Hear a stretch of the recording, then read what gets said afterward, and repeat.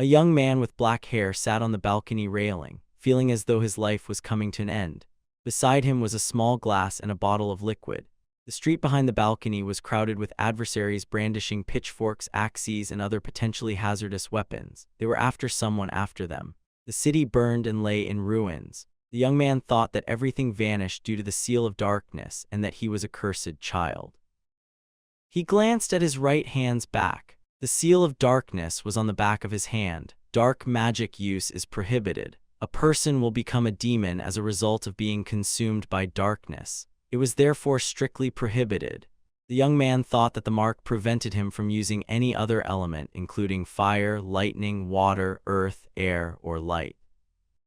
He picked up a small poison bottle. He poured the contents of this bottle into a glass of water, believing that he was tired and that life had no meaning. The poison changed the color of the water in the glass and made it smell bad. The young man was certain that he had only one option because he was aware that he might face hostility from others if he felt this way. After taking a sip of water, he formed a dark sphere with dark energy in his right hand because he felt that he wanted to do dark magic one last time. After the sphere was raised with energy, a dark thread of energy ran through the entire city, and clouds covered the entire area. People who saw this scene were appalled and thought the end of the world was near.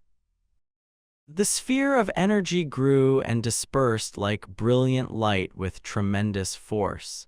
Seeing the power of darkness excited the young man. He leaned against the railing after using it because he felt so light, and smiled as he nearly lay on it. His desire to go to sleep was all he could think about.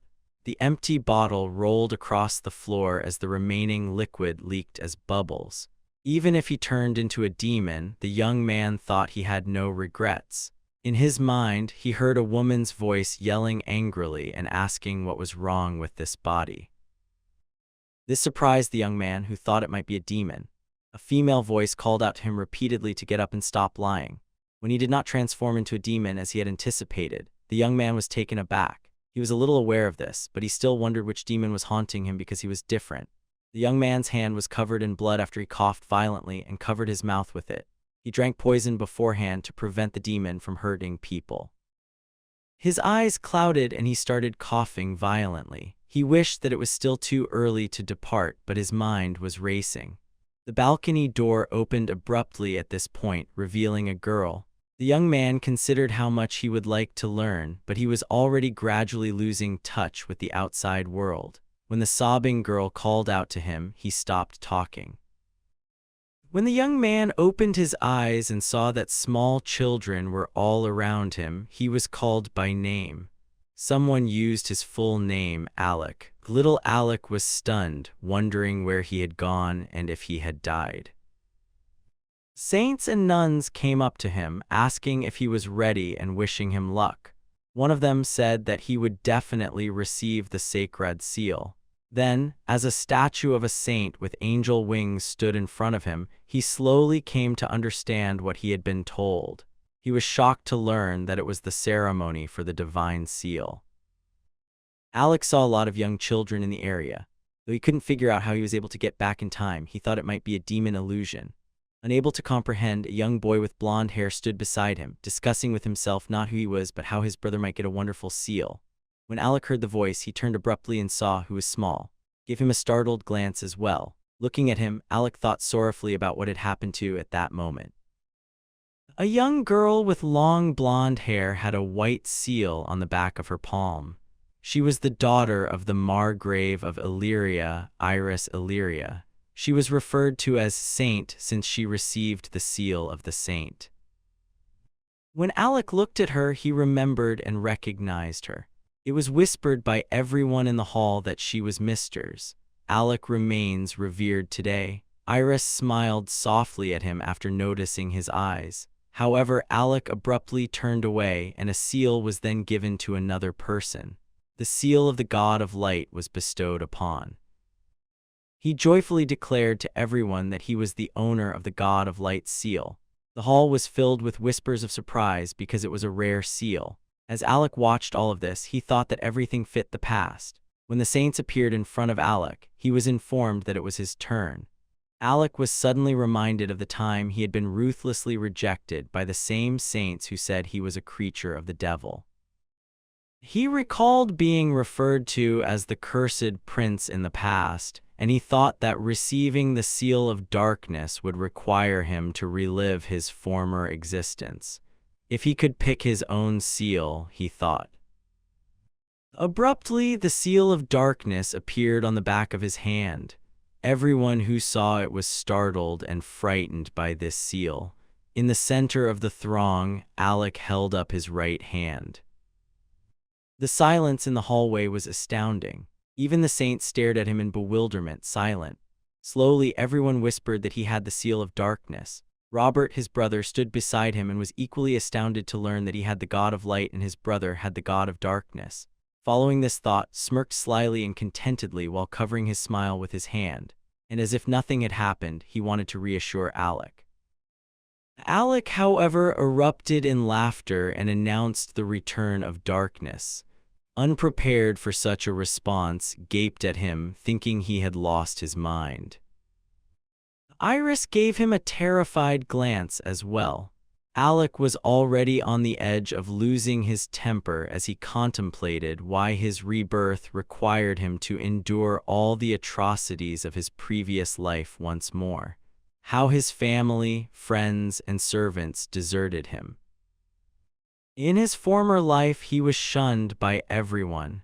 He was certain that this life would also be the end of his engagement to Iris. Before his rebirth, Alec literally lived among books, looking for answers to questions like how someone could have the Seal of Darkness or if he could have other powers.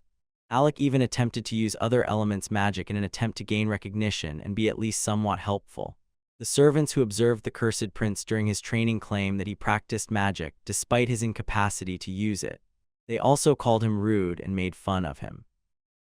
Because he recalled all the hardships of his former life, he felt that he was not to blame for getting this particular seal. Furthermore, in his past life, he erred by viewing this seal as a curse rather than a blessing. Ultimately, he learned that he could use dark magic without fear of turning into a demon before he died.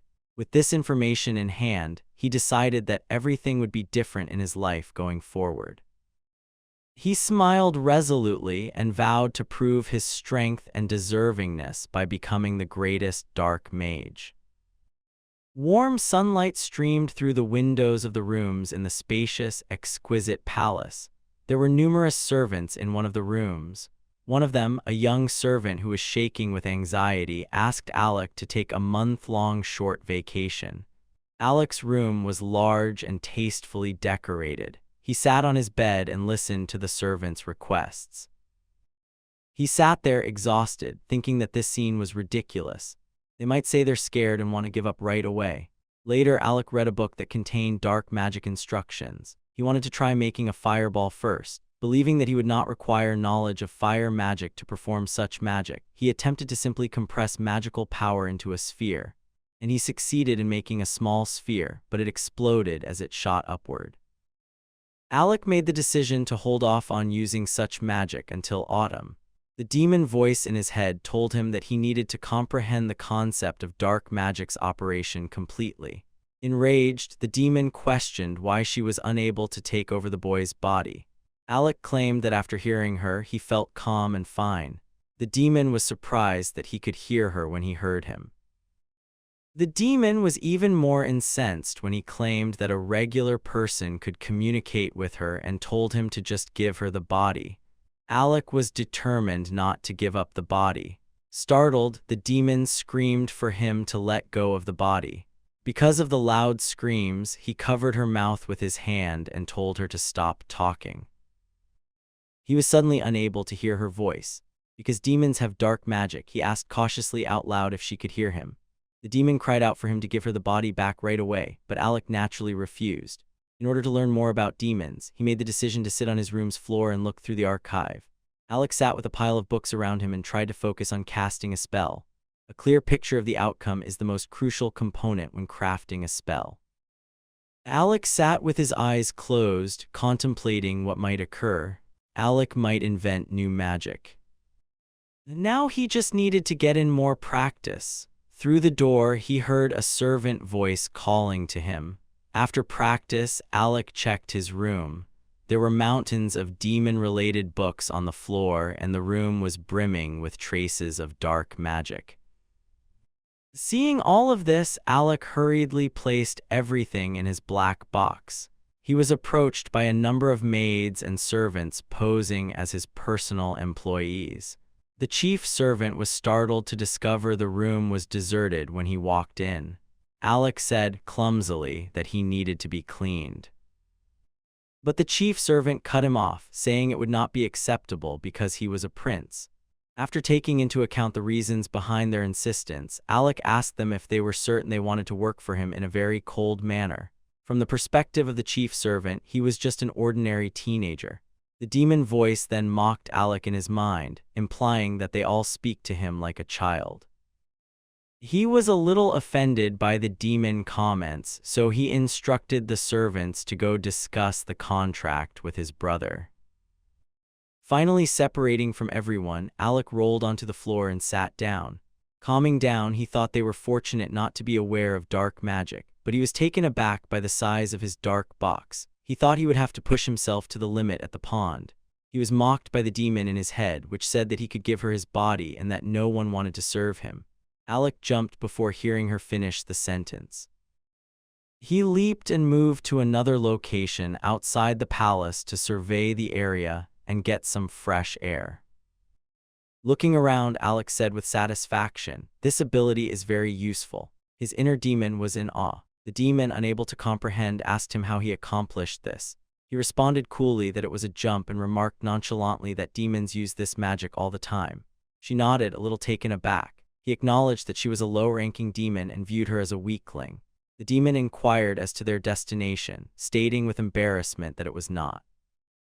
Alec was standing in front of a big monastery where a nun was marking the road. The demon did not like this place. The demon, a little startled, inquired as to whether he truly intended to chase her away. At this point, Alec went up to the nun and called her. The nun turned to face him as soon as she saw the emblem on his cloak.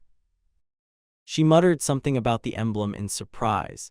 Alec interrupted her, stating that he was interested in seeing the monastery. With her hands clasped together in prayer, the nun started to read and offer up prayers for the child's mercy. The demoness asked Alec if everything was all right after noticing the seal of darkness in the nun's hand. Alec and the nun went into the monastery after assuring her that there would be no issues. Inside the monastery, a braided girl was marking the floors. With a smile, she inquired if he was a newcomer who had noticed him. This girl also had the seal of darkness on her hand. Alec noticed how crowded the monastery was. Everyone else held the seal of darkness while the attendants cleaned the hall. Alec was approached by a girl wearing a braid. Alec began by introducing himself and saying his name. The girl gave him a warm smile and introduced herself. She was eager to meet him and went by Lena. Alec grinned at her and remarked that it was unfortunate that the seal was the only reason such nice people were there. The demon voice abruptly suggested that he hire Lena as an apprentice. He told Lena in his head to stop talking gibberish because she was too young. The demon tried to create the ideal environment. Lena then inquired as to why he had come. He told her he needed a butler and maids. He appreciated Lena's offer of assistance. As they walked down the hallway, Alec asked her who she could suggest. He needed the right people. He informed her that he was in need of someone he could trust, and it occurred to me that it would be wonderful to have such people. Lena then suggested that he meet. He followed Lena too. They left the monastery and went to the cemetery. The cemetery was filled with a dead atmosphere. Crows perched on gravestones made this place even more gloomy. A nun was using a shovel to dig in the middle of the cemetery. Lena called her name loudly. When Alex saw her, the nun turned to look at them. She didn't look human and she had a pig's head. When they got close, Lena introduced Alec to her. Alec looked at and thought she might be a demon. With a mix of fear and excitement, asked them why she was the one after hearing the entire story. Alec had been thinking that she might be half-orc all along. Alec thought a little grimly. There were no unique regulations in the palace, but maybe everyone would be shocked if a demon worked as his maid. Noticed the look on his face. Whispered to Lena that she hadn't told him she was a demon. In addition to telling Alec that she already takes care of them, visited the graves and politely asked for his forgiveness. Alec thought she was a half-blood demon because he was so damned. When he realized, he thought maybe she's refusing because she was a demon. Alec said she wanted to stop her because she didn't understand him. As they stepped into the cemetery, dark magic erupted from the earth. At the door, Lena grabbed him and pushed him away. After they both saw an energy sphere, she asserted that because this is a cursed cemetery, dark energy frequently manifests here. Noticed the sphere and pointed at it. Lena went on to say that works here because her Holy Night seal allows her to handle it with ease. Destroyed the sphere with a single swing. Alec was aware of the rarity and power of the saints and the light god's seals. He questioned how, with her enormous seal, managed to work at the cemetery. Alec touched the ground in the cemetery with the seal and that it was saturated with dark energy. He felt he had no power to destroy this energy, even though he could use his dark box. When he calls forth his dark box, it appears on his hand right away. The dark box immediately attracts all of the evil energy that had gathered in the cemetery. Became aware of this and started to back off. As the box absorbed the dark energy, Alec wanted to put it all inside. If he takes in all this evil energy, then the very reason it appeared must also vanish. As soon as the dark box absorbed all the dark energy, the cemetery became brighter. The somber mood that characterized the first impressions vanished. The cemetery was a magical place even with the sun shining on it. And Lena were taken aback when they saw the entire image. They were shocked when all of the dark energy vanished. Alec then responded negatively, saying that the darkness's source was still there. Abruptly, a dragon, more specifically a bone dragon, rose from the earth. In horror, everyone fled back. The dragon was very hostile. Alec stood staring at the dragon corpse and knew it was the source of the dark energy. Alec was asked to run with the local girls. Even the terrified demon in his head advised him to flee rather than remain. However, after he looked fearlessly at the dragon, Alec assured her that they would handle it. Alec informed the demon that he would perform a new spell using the dark energy he had previously absorbed. Unexpectedly, Alec used a darkness cannon spell that engulfed the dragon entirely. Alec aimed the dragon with all his malevolent energy. Alec used this spell to instantly destroy the bone dragon. All of the girls gazed at him in wonder, not understanding how he accomplished it. The source of evil energy was destroyed along with the dragon. Alec was pleased to find that his power exceeded his expectations. In his mind, the demon screamed terribly and angrily, saying that this was to be expected given the amount of dark energy he expended. Lena and called Alec, who was standing behind them, and gave him a worried glance, anticipating an explanation. When Alec felt their stare, he said clumsily and angrily that he did not understand how the dragon died. Pretended not to notice anything and merely responded that maybe the dragon self-destructed as a lifeline. Alec realized that Lena trusted and that she knew everything. Went on to say that the bone dragon's presence totally vanished and that the undead would no longer be visible here. As he stood there, Alec felt bewildered. Then took his hands while crying and thanked him, saying that it was thanks to him that she could now leave this place with peace. Astonished by this response, Alec recalled his past life, during which he was constantly confined to his room. He did everything he could in the hopes that someone would come and free him, just as he had done for. Held Alec's hands after expressing gratitude. This was Alec's first time saving someone and he did not anticipate doing so. Continued to hold his hands while requesting permission to serve him. Alec looked at her doubtfully and asked if she was cert. While observing them, the staff murmured about various things. Alec went on to say that even though her job at the palace was enjoyable, she would frequently encounter insults and sidelong glances there. Agreed right away. She told him with a genuine smile that she doesn't need money and that her goal is to serve him forever. Such somber comments made Alec feel a little ashamed. He was asked by his inner demon if he wanted to follow. Alec said to Alice, "It depends on her," as a sign of agreement. The contract was signed by the demon after she nodded happily in agreement. Was magically changed into a lovely young girl all of a sudden. She lacks a pig nose and animal body parts. She grew taller and developed a prominently feminine body with a large front chest. Due to the abrupt change in appearance and height, Alec ended up facing his chest. He felt lightheaded from embarrassment. Lena stood bewildered too. Since she didn't understand what had happened, touched her face in embarrassment and wanted to know how everything went. Alec took a few steps back, collected his thoughts, and considered the repercussions. Alec asked the demon if this was her fault. She then defended herself by asking if he wanted to follow her. With a hint of annoyance, Alec said he didn't mean that. He inquired about followers' personalities. The demon will only respond if he gives her his body. But Alec was so annoyed that the demon consented to simply respond when pressed. Demon followers are magic that functions similarly to human taming spells, according to the demon. The distinction was that when a follower becomes a follower, their race changes to that of the master. Alec realized everything after witnessing his transformation. Alec went up to and apologized, saying that the agreement was a mistake. Gave him a startled glance. Alec promised her that he would end the contract right away. Stopped him and assured him that everything was good and that she was happy with her new look. Then Alec thought that if she actually did look human, there wouldn't be any issues in the palace. Alec agreed, called, and carried on walking, trailed after him.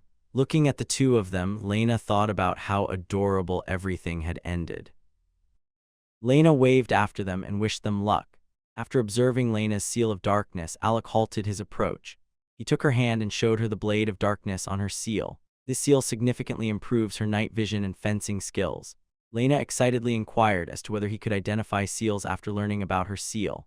Alec claimed to have some understanding. This ability is possessed by those who have the seal of darkness. Lena celebrated her seal with a happy laugh. She thanked Alec for the information and stated, in the end, it was not useless. Alec just smiled broadly.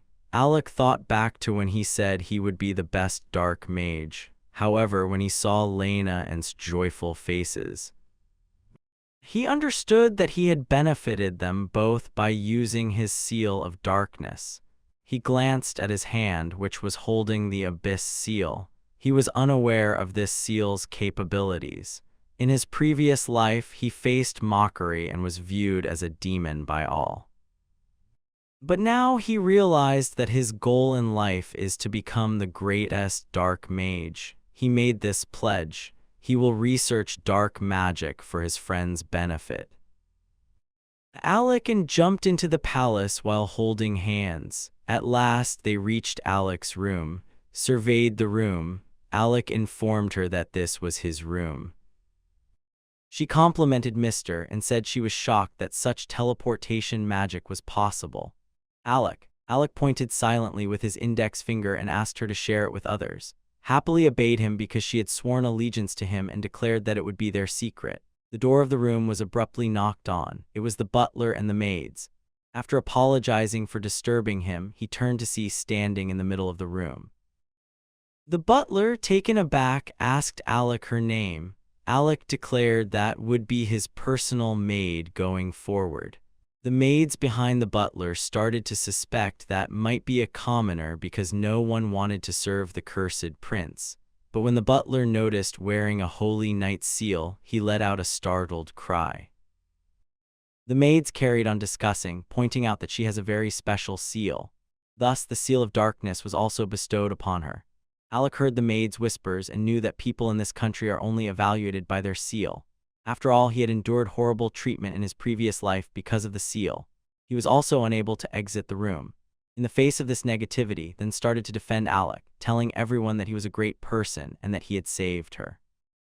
Alec stopped her in her tracks before she could divulge any information. calmed herself, stood up for him, and expressed sympathy, saying he was just amazing. She pointed to him and remarked, "He is just a cutie." Alec acted like an adult at that point. The maids told that she is very merciful because she feels sorry for their little prince after she finished speaking. The maid's comments made feel even more ashamed, and she wanted to deny them. Alec then requested that she calm down a bit, however was overjoyed that someone was interested in him. When Alec regained consciousness, he asked the butler why they had come. The butler told him that His Majesty calls him. Alec and his brother knelt before His Majesty. An aristocrat standing behind him also bowed to His Majesty. His Majesty was the Empire's ruler and, seated on his magnificent throne, he called Alec by name with sternness. According to the Emperor, told him that Alec harasses him all the time.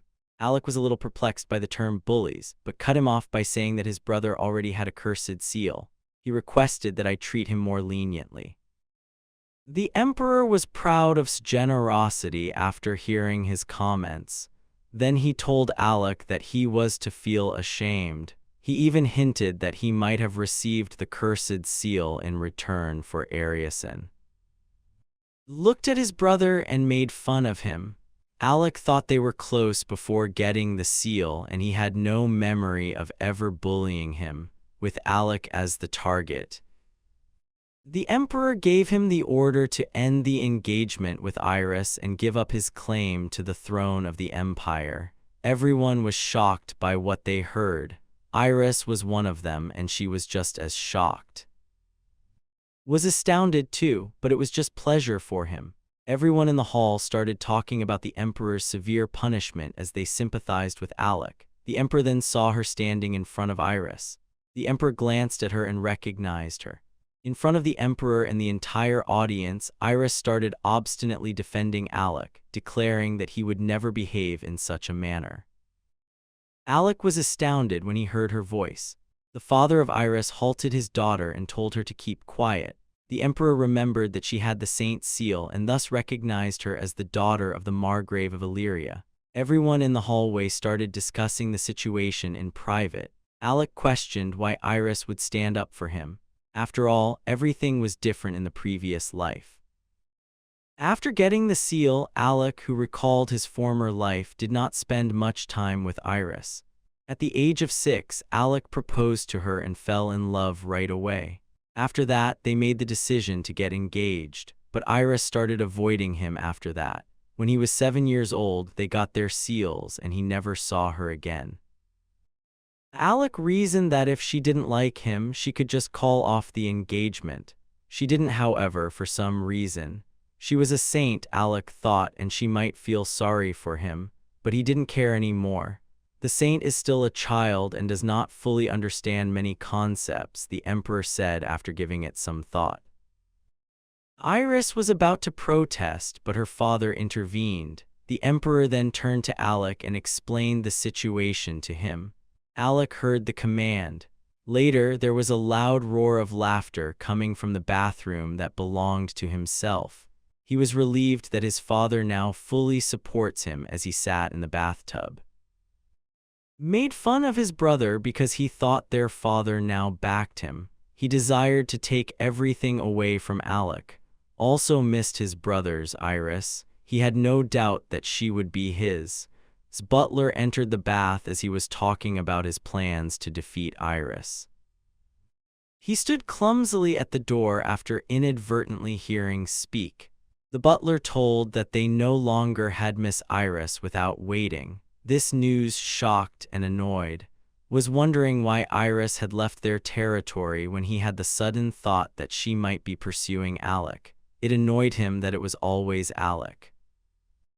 The butler then told him that priest had come and that he was waiting for, was formerly a Church of Light priest, smiled contentedly and told the butler he was ready to go, thanked for extending an invitation to his palace to him and his numerous holy vassals, was also the high priest of the God of Light's cult.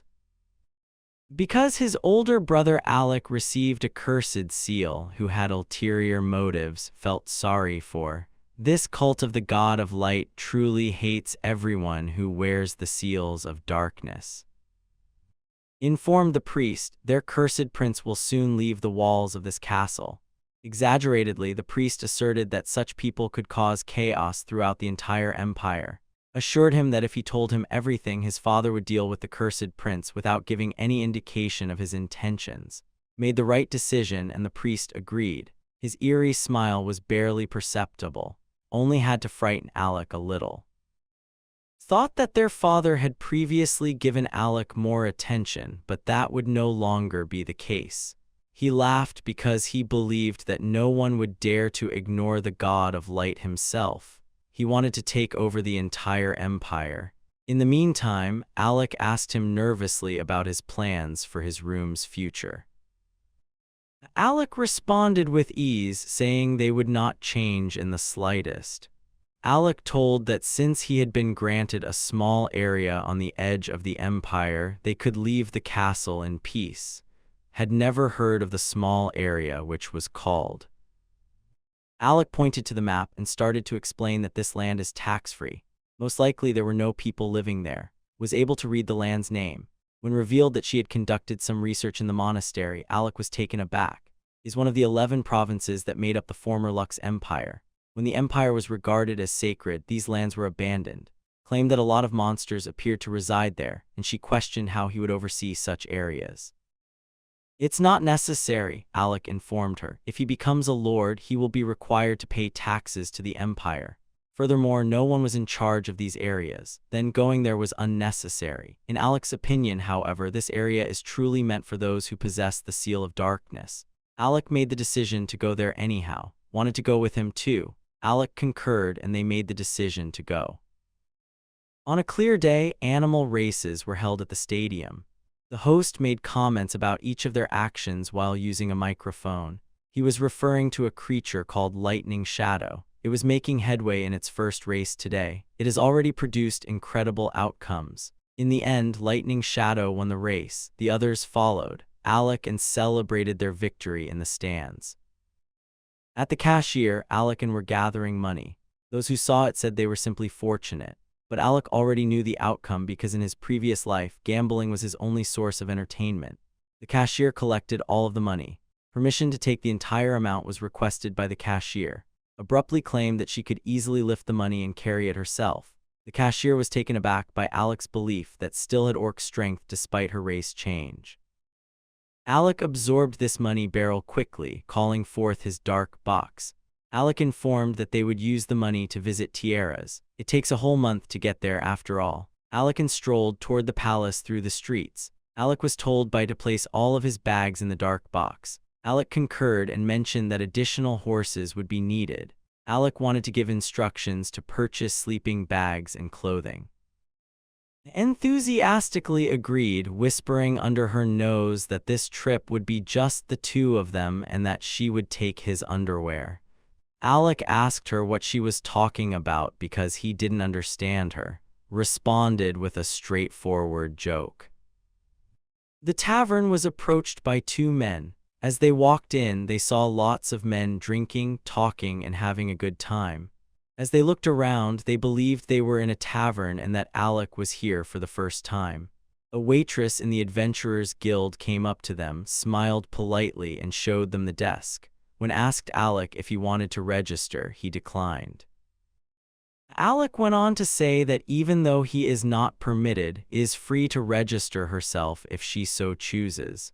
Replied that she would comply with his request. Then a group of men seated at their tables turned their attention to her, whispered to Alec that they were being watched after realizing this. When Alec noticed they were concentrating on rather than him, he cast a suspicious glance around. Proved to be a stunning young woman. A maid costume was also drawn on her figure, highlighting her voluptuous chest and all of her body's curves. The men started bickering over who would approach her first, and it was obvious why. Alec asked gently if she didn't like that everyone was staring at her because she was so beautiful, understanding the situation and the atmosphere. Said right away that it couldn't be. These long hairs made think of her mother. Her hair looks amazing, she thought. Alec recalled that demons used to reside in this country.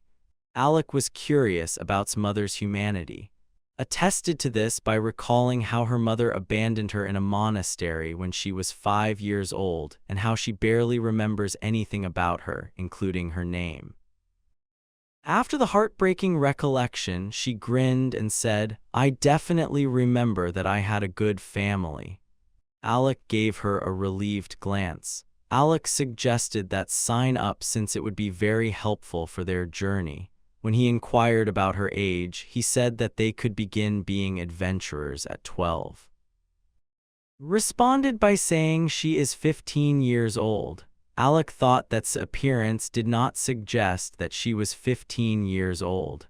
Alec went on to assure her that they would be able to accomplish requests and save money while traveling, replied that she understood. Alec told her with a smile that although there isn't much money, having a large wallet makes life easier.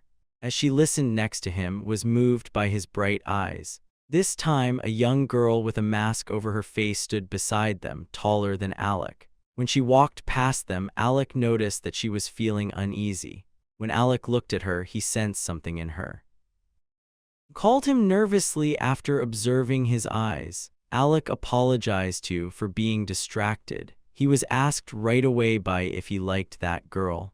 Alec responded that it was untrue and that he found it odd to see a child in that setting. Alec recalled the picture of that girl. She had silver hair just like Iris. When Alec saw Iris, he wanted to thank her for standing up for him in front of the Emperor. They could get along in this life, he thought. The girl in the mask came up to them and gave them a silent glance. Alec made the necessary purchases and were met on the street by 5 men wearing cloaks and masks. They were instructed to halt. They all drew their swords and said they had located the cursed prince, took a stand and defended Alec. Alec became agitated when he saw 5 men standing against a child and an unarmed girl. Alec held out the hand with the seal to show off the full force of dark magic. However, told him to leave them to her when he stood next to her, and she pictured Alec complimenting her. When the 5 men began to attack, kicked one of their swords away. With a sword in her hand, she launched an immediate attack that knocked them all to the ground. Every man in the group was taller than the others. Alec was thrilled with her and gave her praise. Additionally, everything was too simple for, after all, she did not anticipate the undead's weakness when she battled them at the monastery cemetery. Alec heard the voice of the demon in his head. Alec was reminded of his demon. That he forgot all about her infuriated the demon. But Alec learned something fascinating from the demon. The strength of their master determines the power of his followers. In other words, the stronger Alec is, the stronger his supporters will be. Alec realized the demon's meaning and foolishly believed that he could use his dark magic to wipe out a whole city. Alec was looking at these unconscious men when Alice asked him who they were. Alec retorted that they were assassins from the God of Light's cult. Alec shot back, "They still shouldn't relax." "Don't worry," said calmly, "these guys were too weak." Briefly claimed that they are merely bandits. Alec gave a sly smile and said he has nothing to be afraid of because she believes set these people up. Because it was quick and easy, Alec rode their horses to Tiaras. However, the man was extremely embarrassed because he had to constantly rub against his lovely companion's melons while riding. Alec occasionally used his riding spell, which was a very helpful spell, to shorten his trip to Tiaras. They came to a location called after following the road. It takes about 2 days to travel from to Tiaras. Alec delivered them to in just half an hour and happily marveled at his magic. Alec listened to her comments with embarrassment and pride. They were paid for completing certain tasks assigned to them by the residents of. They tied their horse in the stable and proceeded to the hotel. Alec informed that they would spend the night here. Enthusiastically stated, "There will be both a bed and a bath in the hotel." She went on to say that she had heard maids should assist their masters with bathing and changing clothes. She requested authorization to assist him. Alec declined courteously, became so enraged by Alec's rejection that she started crying and called him cruel. Alec offered to make him dinner after observing her embarrassed response. Excitedly started working as soon as she heard his offer. Prepared a number of dishes that she thought would be delicious. Alec tried one and thought it was delicious. When he informed that the food she prepared was excellent, she thanked him. Showed Alec the cookies and fruits she had purchased while holding them in her hands as they were leaving the capital. Alec recalled that they removed ice from the dark box as well. The ice didn't melt even after 10 hours. According to Alec, other items would have frozen if the dark box had been cold, even though it can get cold there. The demon was stunned by every word as he listened to this. The demon asked herself hysterically, how is this, and why do they not melt? After all, she melts every time. In an awkward turn of her head, she asked Alec what it meant that time had stopped in his box. Alec thought it was true. Was thrilled to hear that no matter what she cooks, everything in the dark box will always stay fresh. Alec's abilities were commended by as usual. Alec thought he needed to learn more about the dark box's effects because dark magic is just incomprehensible when he looks at it. It grew dark. On the bed across from Alec slept. Alec sat up after rolling over on the cot. Alec struggled to fall asleep, so he decided to practice the jump spell. He changed and then practiced teleporting across the street's house roofs. He stopped suddenly on one of them to look at the city at night. A breathtaking view of the city at night could be seen from the roof. Alec gazed admiringly at it, thinking that he would never have the opportunity to see the capital from above. Alec pondered. He was curious about the jump's limit. He made the decision to try something new while they were traveling. But all of a sudden, a shout came from below, inquiring as to who was there. Looking around, Alec saw 2 guards on the balcony below. As soon as they heard the sound, they started looking for its origin. Alec slipped down to them using his invisibility. The guards didn't notice him and told everyone there was no one. The guards passed by without noticing Alec. Then, in an attempt to locate her, one of them called Miss Iris. Hearing her name, Alec was taken aback. Alec remembered the girl who was in the tavern. He questioned whether this girl was truly Iris. However, he was unable to comprehend her actions. Alec used to jump to get to his room where was sleeping. Once inside the room, he canceled the invisibility spell. He appeared to be contemplative. He thought about trying to find Iris. Was he engaged to her? Ultimately, though, Alec had the sudden realization that it would be best to avoid doing this because Iris might have her own reasons for fleeing the house. Alec told himself that since she was followed by seasoned guards, he shouldn't be concerned. Alec started to question why he was not given the throne. After his engagement to Iris ended, his life started to look more like his old one. Whether she was good or bad didn't matter to him. Alec had no intention of giving up. Alec went to the following day on horseback. Alec informed them that they would soon arrive so they got there before Pegasus. Suddenly, something started to crawl out from under the ground and a cloud of dust formed behind them. Alec gazed at it, unable to make out what it might be. Suddenly, a large snake and black crows emerged from the ground. They all chased after them quickly. Alec exclaimed in surprise that it was a death snake. Also alerted him to the fact that demonic crows were pursuing them. She kept telling Alec that the snake was as tall as a dragon and that he wouldn't be able to defeat them, which made his inner demon start to worry. Alec thought the demon's thoughts were too loud, but he also thought that even seasoned adventurers had trouble handling them.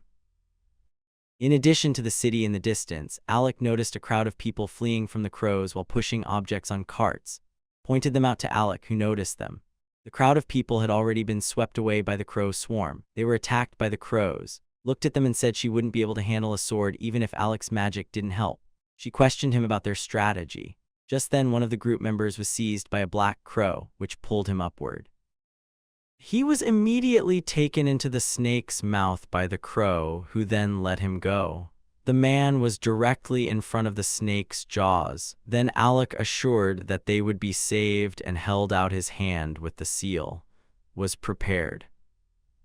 Alec cast the Blade of Darkness spell using his seal. Dark light appeared to cut through it, creating the spell. When swung her blade at the crows, many of them fell to the ground, dead. Alec and remained near one another. They helped the group of people get to the city safely. The crows and the snake were sliced in two on the ground. Alec and stood close by, examining the corpses. Alec was questioned by about their plans for them. She suggested that he cook their meat. Alec claims that the guild sells snake scales, fangs, and crow feathers. He enthusiastically explained how they exchanged up to 5 gold pieces for a single scale. If they sold everything, they could stay in the capital for 6 months. His response to Money touched who was standing beside him. Cut snake scales for Alec in addition to chopping crows for supper. They roasted crow legs over a fire in the evening. When the food was cooked, they sat and savored it. From the bushes came a rustle, prepared to battle the creature by swinging her sword. Alec halted her. Out of the bushes jumped a tiny slime. Alec gazed upon it. Alec claimed that they posed little threat, speculated that it might have lagged behind the group because of the monsters earlier. Slime soup was Alec's offering. After eating some, he gave a nod of approval. After eating, it sat next to Alec and snuggled up to him. Thought it might have liked them and suggested they take it with them.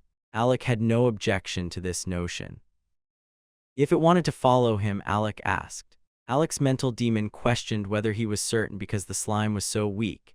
Instead, the demon suggested that he find a stronger person to convert, but Alec stayed silent in his mind and the demon followed suit. Proposed naming the slime since she had already given the horse that name. The slime changed and started to glow. Alec visualized what it looked like, a young boy and girl. Nevertheless, following the transformation, the slime stayed the same round slime. After looking at it, claimed that nothing had changed. Alec pondered the reason behind this. The demoness said she wasn't sure and that maybe only demons could change into people. Alec referred to her as a useless demon in his mind, kept coming up with names and proposed naming the child after them. Alec said he had to reflect, then he proposed giving the slime the name Alec. Was happy that it was a combination of their names, Alec and referred to him as a genius. Suddenly, Alec started to move uneasily, and Alec inquired about the issue. A man from the group came running up to them after a few seconds. He relaxed when he realized they were safe. He apologized for putting them in danger and thanked them for saving them. Alec recalled that a number of individuals were toting something heavy. "Are you going to?" the man inquired. The man told them to get out of there quickly because the city was about to collapse. The man unintentionally lifted his head and Alec saw a big eye. He was not a person. His face was swiftly covered by the demon. Alec watched the demon make his way back to the city on their horses. Says there may be trouble ahead. Alec concurred. There was a lord in charge of. Near its shore, demons had taken up residence. The city was primarily protected by high walls. Alec was aware that the port was secured with chains, making a seaborne assault impossible. Alec believed that the city was protected by demons and would soon fall. He told that he couldn't believe the city would soon be in danger. Concurred as well. Alec considered it, recalling bits and pieces of his past existence in which the city had been destroyed. Alec recalled how a knight had told him, the Emperor, and about the city's devastation. Recalling everything, Alec made the decision to meet the city's lord. After all, a lot of people might perish if this keeps up. Alec went through the big gates into. People were discussing the impending demon attack among themselves as they went about their daily lives inside the city. In order to plan the defense, some guards designated demonic servants to bring weapons and other supplies. Alec went into the palace with and paused there. They met the city lord there as well. Alec apologized for the unexpected visit to the lord. It was an honor to receive him, the latter said. The Lord politely inquired as to Alec's purpose for being here. Alec answered, "His Majesty gave me the lands of." The Lord was taken aback by this and inquired as to whether he planned to visit those abandoned locations. Alec agreed icily, adding that he wanted to investigate those areas. After listening to him, the Lord expressed some concern and expressed regret, stating that he was unable to offer companions because they were getting ready for the city's defense. Alec replied that he didn't require bodyguards. Alec firmly and solemnly expressed to the Lord his desire to assist in getting the city ready for the assault. The Lord froze in surprise as he thought about the words. Ultimately, the Lord held back from laughing in Alec's face. Alec was still too young, after all, to talk about such things, frowned at the Lord and said that was impolite of him. Alec went on to say that while traveling to the city, they came across villagers pulling bulky chains. The Lord commanded them to bring fresh chains in order to repair the shoreline. Alec recalled the resident's face as she came toward them. He recognized that resident as a half-blood Cyclops. The Lord reassured them that since they were merely slaves and free laborers, they shouldn't be concerned. He would never give others such a task. The Lord obstinately maintained that they were merely demons. Alec gave a worried glance, appeared distressed after hearing the Lord's words. Alec requested authorization from the Lord to examine the chains. While writing, Alec unchecked the chains, called him out of the blue and asked if he truly wanted to help someone like him. Alec gazed at its blank expression. Alec told her he didn't want to assist him. "Many people in the Empire are not as cruel as demons," he added. "If nothing was done, everyone would perish." Questioned whether this city was actually in danger after a brief silence, Alec protested that the Lord wouldn't care so much about words that had no meaning. They recalled the Cyclops' warning that the city would soon be destroyed, pondered the outcome of the Cyclops' comments. "It would be better to check," Alec said. As she observed the demon slaves, said with a sorrowful expression, "Demons are treated badly in this city." Alec answered that they were afraid of the invasion of demons. Unfortunately, started to say that she thinks she is a demon but stopped in the middle. Alec understood her completely without using words, believing that not everyone is able to accept demons. They arrived at the defensive wall's doors. There were 2 guards by the door. Alec came up to them and said he was there to look at the coastline. The guards used their spears to block the entrance, making it impossible for them to pass. Alec's clothing bearing the royal emblem caught their attention. The 2 knights realized their error and started to apologize to Alec, justifying their behavior by saying they were unaware that he would appear so young. The port defense line was displayed. Additionally, chains that were fastened between the defensive walls and hung on the water blocked the city's entrance. The guard indicated that the chains were being reinforced in the water at the moment. Recognized one of the Cyclops and said they had met him earlier. Alec looked at him and it. The well-known Cyclops watched every action in the water and offered suggestions for improvement. Alec believed he was the leader of the group. In addition to their superhuman strength, the guard informed them that they were responsible for the chains because they were expert blacksmiths. When the guard said that a person's abilities are unaffected by their demonic or human identity, muttered to herself. Alec gave a nod of agreement. He thought they had been oppressed from birth because they were born demons. After seeing the Cyclops carry out their duties, Alec thought their abilities should not be questioned. Alec told the guard that he wanted to check the entire chain. The guard was momentarily perplexed and unsure of how to react. Alec reiterated that he needed to personally inspect the chain's state. He reflected that hundreds of lives were on the line. The guard went to execute the order after hearing it. Pulling a lever, the guard came closer. Then came the sounds of the chain rising slowly. Out of the water came the chain. It was terribly damaged and nearly entirely broken. Alec yelled that the demons would not be stopped by the broken chains. Alec gave the guard instructions to inform the Lord of this and ask for more employees.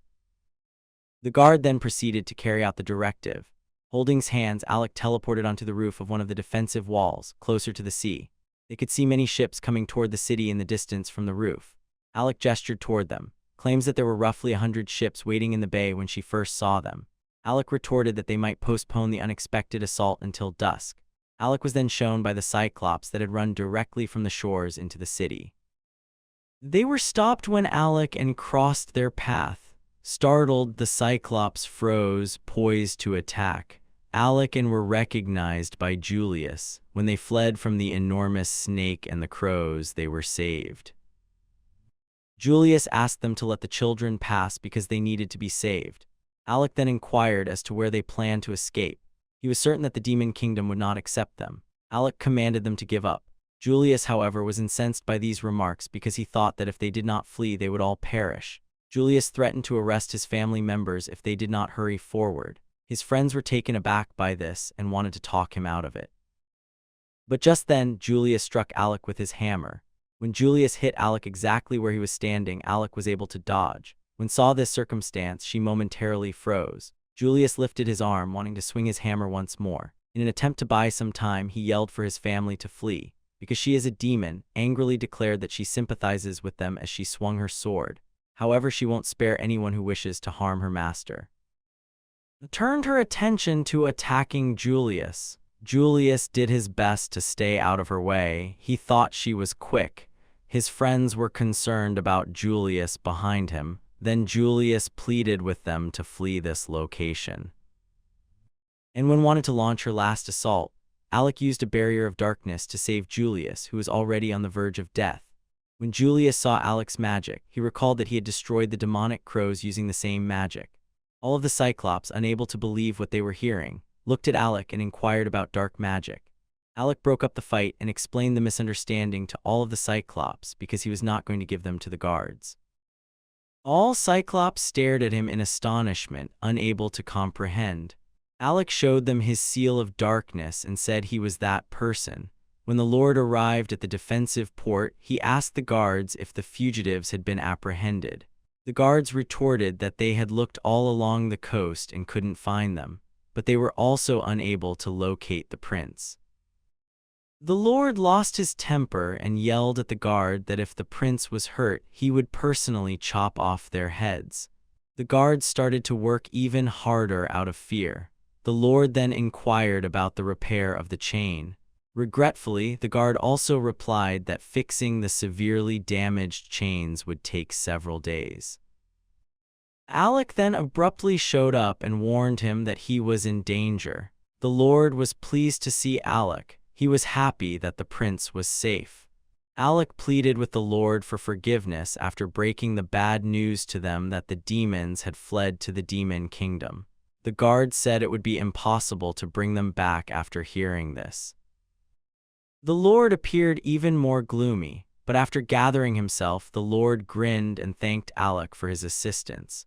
Since Alec had done everything he could and the work at the port was still ongoing, he said they would need to bolster the defense here. Just then, Alec offered the Lord his assistance in fixing the chains. He called out to those behind him, pointing to them. Alec informed the Lord that he had signed a contract with the Masters because he thought they could assist in restoring the Tiara.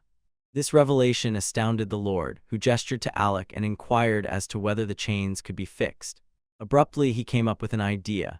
Alec had previously shown all of the Cyclops his dark seal, indicating that he was the same individual and that they would be unable to flee or run very far. Alec told them that he could assist them. If they chose to follow him, it was very likely that they would look different. Alec promised to look after them and offered them a contract instead of running. Even if they attempted to flee, she could easily capture them, according to the demon inside of him. When the Cyclops heard him, they were skeptical, stating that they could not trust him due to his humanity. Convinced, the Cyclops that the sixth prince of the Empire was actually Mr. Alec, started pointing at him and claiming that she was a demon as well. She said she became a follower of her master after accepting her current form. All of the Cyclops froze in shock when they saw her. Julius then questioned Alec about why he felt compelled to assist them, given that the city had already been completed. Alec then gave them his word that he understood. Alec proved it once more, and all the Cyclops knew he was the seal of darkness. Alec went on to say that even if Julius had a genuine hatred for people, he would not have alerted them to the danger in the forest. They needed help, Alec said, and he wanted to help. Julius said with tears in his eyes that he thought they could live in peace if they got away. Julius, who was already crying, said that this would result in the loss of many lives. Alec patted his head and said he understood. Alec reassured them resolutely and enthusiastically that they would save, they just had to put the chains back in place. All of the Cyclops shared Alec's intense desire to save the city and viewed him with more faith. Every Cyclops agreed to a deal with Alec. When the demon was prepared, the transaction was finalized. Following the agreement, every Cyclops changed race. Julius turned into a young girl, was feeling upbeat as well, holding the contented slime Alec in her hand. Looking at Alec, she questioned whether he could ever become a human. Following all of this, the chain was fixed and the defense was at its strongest. Alec received praise and admiration from the Lord for this work. The Lord said that if they kept up their current pace, they would soon repair all of the chains. He commended the masters who fixed the chains. This was good news for Alec. Julius and her companions fixed each chain in the water. To judge people by their abilities rather than their race, Alec counseled the Lord. The Lord informed him that Alec's retainers enabled him to regain faith in the city defense, even though he had already given up on it. Alec was abruptly questioned by the Lord about his wish to expand into his domain. Alec did not respond right away since he did not comprehend the question's main idea. For all of his loved ones, Alec wished to construct a house in Tiaras. He wanted to make a place where everyone could fit in, a tranquil setting in which to live. Alec pictured all of his close friends smiling. With them by his side, he felt at home. Alec recalled that in his former life, the Empire fell after 13 years, but he wished to make this different. Even if the Empire was destroyed, he would stop at nothing to protect his friends.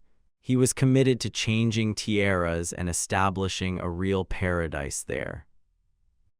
In his mind was a beautiful city where people lived in harmony with one another. No one was separated by seal or race. All of his friends were content, which was what he wanted. He gathered all of his friends and pointed them in Tiara's direction.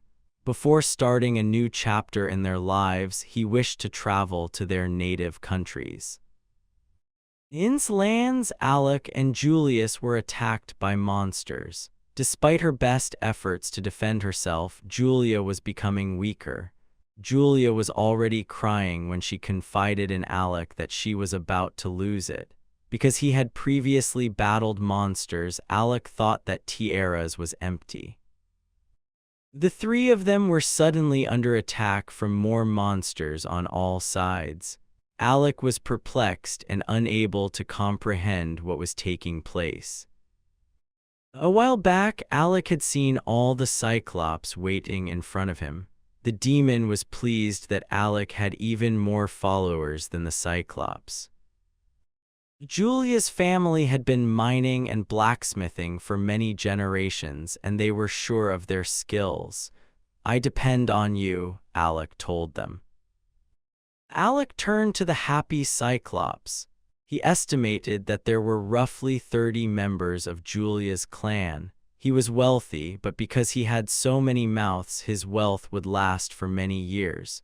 He thought that in order to make more money, they had to go back to the capital. Everyone needed a way to make money, Alec explained. Alec initially thought they needed a plan to make money. He realized that if nothing was done, they would not be able to remain here for very long. Alec was asked if he wanted to work with the Lord in. The Lord said that since Your Highness had requested assistance, would undoubtedly provide it. Following their discussion, they rode up to a sizable workshop and paused in front of a magnificent building. After examining it, the Lord noted that it contained a large workshop as well as shops and was located directly on the main street. They went inside and looked around the building. It wasn't empty because there was furniture and other things inside. In ecstatic surprise, everyone gazed at the bed and the bath. A lot of people thought they could live here. Alex stood there dumbfounded. The Lord claims that he could not trust demons to perform such work, so he ordered the chains to be put in place here. The Lord was pleased that there were only humans here. The Lord was scowled at by every Cyclops who changed race. Alec told them not to take it personally after observing their response. Alec then gave Julius a call. Alec asked if he could leave her in charge of assembling supplies and producing weapons for sale. Julius assured him that he need not be concerned. Alec also asked her to find out what their land could be used for mining. They knew what materials were after all. When Julius questioned her about her knowledge of ore, she responded that she had spent 3 years working in a mine. Julius was thanked by Alec. Was a little worried that she and Alec might not be able to travel together in the future while this was going on. Julius was given the task by Alec to investigate the ore and identify the kind that is presently found in Tiaras. Julius replied that she comprehended. Alec held Julius's hand and supported her. Alec was asked why he was leaving her by, who started crying.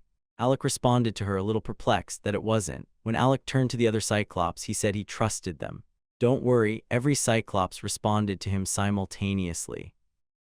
Billy asked Alec where the girls were going, and Alec took their hands as they stood side by side and teleported with them. Julia was a little alarmed by such teleportation. Away from the city, they found themselves on cliffs. Alec said he tried to teleport as far away from the city as he could. The demon territory, as it was called here, was not a particularly scary place. Julius admired Alec's magic because it instantly took them to a different location. Was proud of Alec and said it was a trivial task because he could do more. An awkward Alec motioned for them to stop. Persisted in asking Julius if she possessed any magical powers. I have holy magic, she declared with pride. She held up the seal of darkness and Julius stood there, unsure of what to say. She stated, glancing at her hand, that she was unsure of the precise purpose of her seal and how it related to magic. Alec identified the seal as that of M, the Hammer of Darkness. It can be used for dark magic and lightning, Alec said. Alec added that the seal can be useful in blacksmithing. Julius was taken aback by his words and questioned their practicality.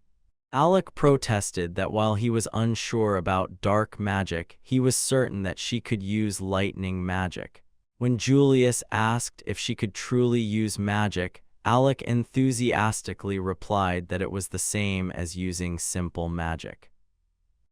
Who was observing their conversation from a distance became enraged and yelled that she also wanted that and that it was unfair. She can still use magic, Alec protested. Clumsily claimed that she had forgotten to use magic in spite of this. Julius took a seat and considered her magic and what her master could use. Julius saw a big shadow looming over and Alec as they were having a disagreement. Behind them loomed the enormous shadow of a demonic snake. Alec instantly composed himself, gestured toward the demon, and gave the order to launch a coordinated assault. The thing that scared Julius was the demon. Alec sliced the snake in two with his blade of darkness. The snake's body dropped to the ground at Julius's feet. The snake wasn't alone, Alec said, pointing out other creatures. Struck the flying monsters with her blade. While Alec embattled the demons, Julius froze in horror, unsure of what to do, yelled at her to stand up and gather herself. Julius was attacked by a large crow. Julius moved the spear in an ungainly, jagged motion. Julius screamed at the crows to leave her because he was afraid, but Julius stumbled and fell off the cliff as the crow continued to fly at her. Alec noticed, but he couldn't catch her in time. Alec then leaped to her rescue. Julius and found themselves somewhere else beneath the cliffs. A forest had already started to grow at the base of the cliffs. The animals stayed on the precipice, looking for them. Alec was worn out and surprised that was still alive in spite of all the local demons. The Imperial Knights took her somewhere around here, Julius said after learning the location, and they were now on the northern border of the demons' territory. After hearing what he heard, Alec considered what they ought to do next. They teleported a considerable distance, Julius said, a little excited, claimed that she was unaware of any location where so many demons could be found. Ordinary demons found it very hard to survive in such conditions. Alec studied the area, which was teeming with different demons, a little perplexed. He wondered what sort of demon kingdom this was. Alec gazed at the huge demonic crows soaring in the sky. Now I understand why the Empire does not come here, I thought. A huge demon that resembled a cat appeared beside them as soon as she saw them. They gave it a horrifying glance. They were attacked by that demon, but they managed to escape this location by using a deft leap. But every time they leaped, they came across more demons in unfamiliar locations. After several jumps, they located the cave's entrance and sought refuge there. It was very dark inside, and all three of them sat there exhausted. Demons were present everywhere they went, Julius uttered in terror. There may not be a safe place here, said. Alec protested that everything couldn't be that horrible, so there must be some place. When the demon suddenly and awkwardly said that she is afraid of the dark, I asked him to add some light. Alec questioned her, perplexed, if she was a demon with a fear of the dark. He was told by the demon what was wrong with that. Alec informed her that he had left his torch behind. He should use magic, the demon suggested. For instance, Alec told himself he cannot make a firefly or a fireball. He's not in possession of it. The demon then indicated by pointing at her. Just use it, she told him, was thrilled to see Alec staring at her. When Alec reluctantly asked if he could use it, the demoness claimed that she had discussed this with him. Alec was informed by the demon that any of his followers' talents could be used by the master. Alec thought she didn't talk about this. Alec questioned whether he could truly use them after uttering the holy light spell. Then a tiny sphere of light appeared before him, lighting up a tiny space. Offered to help him when she noticed this. Alec's holy orb grew larger and rose higher as the entire room glowed as cast the spell of holy light. Alec thought he could use the magic of his followers, but he couldn't match the original's strength. The demon, hearing him, knew this too. Alec also pondered if it was because he had so many followers. After all, having 30 more followers boosted his magical power. The spells weren't very powerful, but Alec thought it might be helpful. Julius turned abruptly to and complimented her on her amazing qualities. Julius said, looking upset, that she admires but is unable to say the same about herself due to her fear and weakness. With tears in his eyes, Julius begged for forgiveness.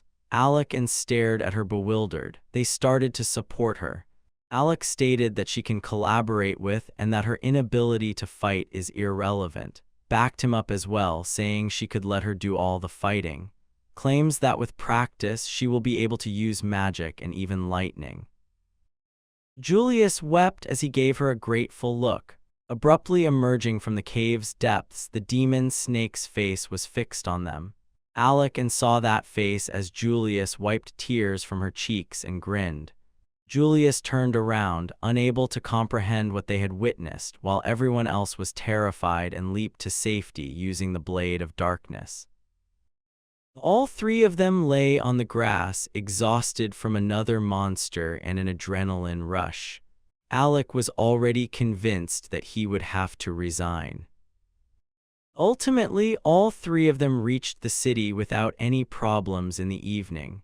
Alec took a peaceful bath in the palace. He received assistance and a towel from several servants. Exhausted from the long day, Alec and Julius gathered in the room following the bath. Alec advised them to come up with a more effective plan. Unfortunately, Julius believed she had no way of assisting her master. Seeing her sad face, called out to her, gave her a kind smile and reassured her that she could trust her, assuming they were not competitors. Julius gazed at her admiringly, and tears welled up in her eyes. She was instructed to do everything in her power to support Mr. Alec. She felt much better after Julius agreed with her. Alec was urged to take some materials by her. Julius snatched up a piece of cloth and sewed them quickly. Her final creations were a pillowcase and a mattress with exquisite stitching. "I sewed the mattress from snake skin because I wanted Alec to sleep well today," she said, pointing to the mattress. Alec was astounded by her talent and inquired about her capabilities after touching the mattress. He gave her credit for producing such a great product in just a few hours. Alec took her hands, gave her praise, said she was doing well, and expressed gratitude. After witnessing this scene, who still thought Julius was her rival, started remarking on how smooth her skin was. The workshop was crowded with clients all day. Claiming to have heard that this workshop could fix weapons, a man in armor arrived with a sword and a scabbard. They also looked at one of the counters. One of the customers went up to the person behind the counter to thank them for the knives she had purchased from them the day before, which she clearly appreciated because they turned out to be very sharp. Who is standing beside him asserts that if they continue at their current rate, they will have a reliable source of income. Alec, though, is less hopeful. After a while, says she discovered Tiaras records, and she places a lot of books and scrolls on the table. A map of Tide, mountains where magical ore can be mined, plains and forests, and the island itself are all included. They could at least beat the local demons and explore the island, he says. As soon as the sea waters subside, the monsters ought to leave, said.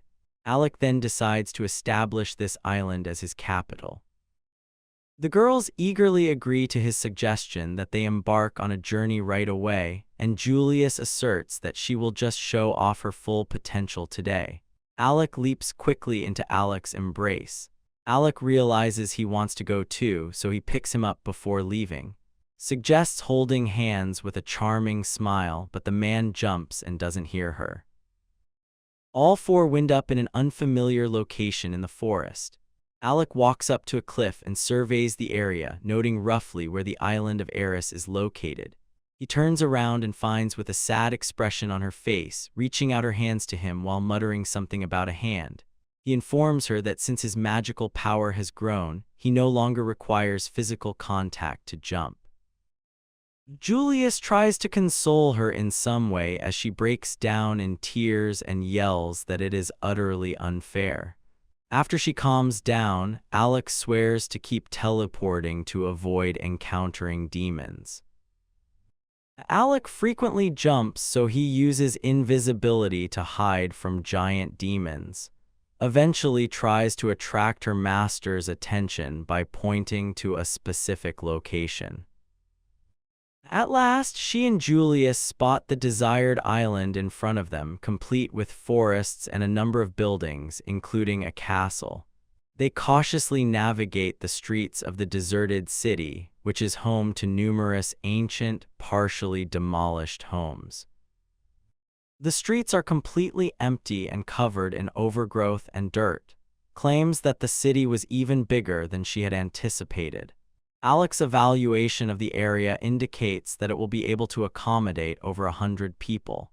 Based on his observations, he thinks they are in the administrative zone. He extends an invitation to his friends to come to the city center. He observes that there appear to be no more demons on the island, with the exception of small demons the size of birds. An unpleasant expression appears on Julia's face. Crows are a bad memory for her. Points to something and asks in horror what it is, as though she has seen something horrible. This really frightens Julia until she finds out it was a joke. Laughs at her and mockingly refers to her as a coward. A sudden movement on the ground catches Alec's attention. Then, though they both spot a small mouse on the ground, they are startled when the mouse lets out a loud squeak. The three then look up to see a number of ominous demonic crows flying toward them from above. Alec finds it difficult to accept that the mouse was the one who called forth so many malevolent crows as he observes the crows. Asserts that there aren't many demonic crows and boldly gets ready for combat fearlessly. In order to use their meat for dinner, she wants to get rid of them as soon as possible. Because she is terrified, Julius is currently attempting to chase the crows away. Abruptly, one of the crows uses its claws to grab the mouse's tiny body and lift it into the air. As it removes the mouse, the crow is abruptly struck by the blade of darkness. The crow then lets it go. The mouse lands on its back on the ground and immediately flees. Alec and Julius eventually defeated all the demonic crows, examines the crows' bodies and asks the others what to do with the remains. Alec removes the dark cube and says that since the blood smell might attract other demons, he will put them away for the time being. After Alec uses the dark box, the crows' bodies and feathers vanish into the cube. All of this is observed by the mouse. It looks gloomily around the corner and squeaks softly. After hearing the squeak, informs the others that the mouse has returned. Julia is not pleased at all because the mouse was the one who placed the demonic crow on them. After observing the mouse, Alec concludes that it is most likely extremely intelligent. He thinks they might find the mouse useful, so he suggests catching it. Julius and attempt to catch it together, but it deftly eludes them both and escapes unnoticed. This goes on until steps in. He leaps out and flies directly at the mouse. It has no time to move, so it becomes stuck in his body, grins and expresses her satisfaction with his efforts. In the meantime, she feels useless once more, which makes Julius angry.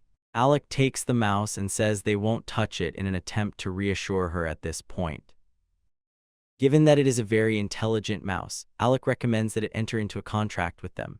Furthermore, he promises not to hurt the mouse. He smiles warmly and asks the mouse to follow him.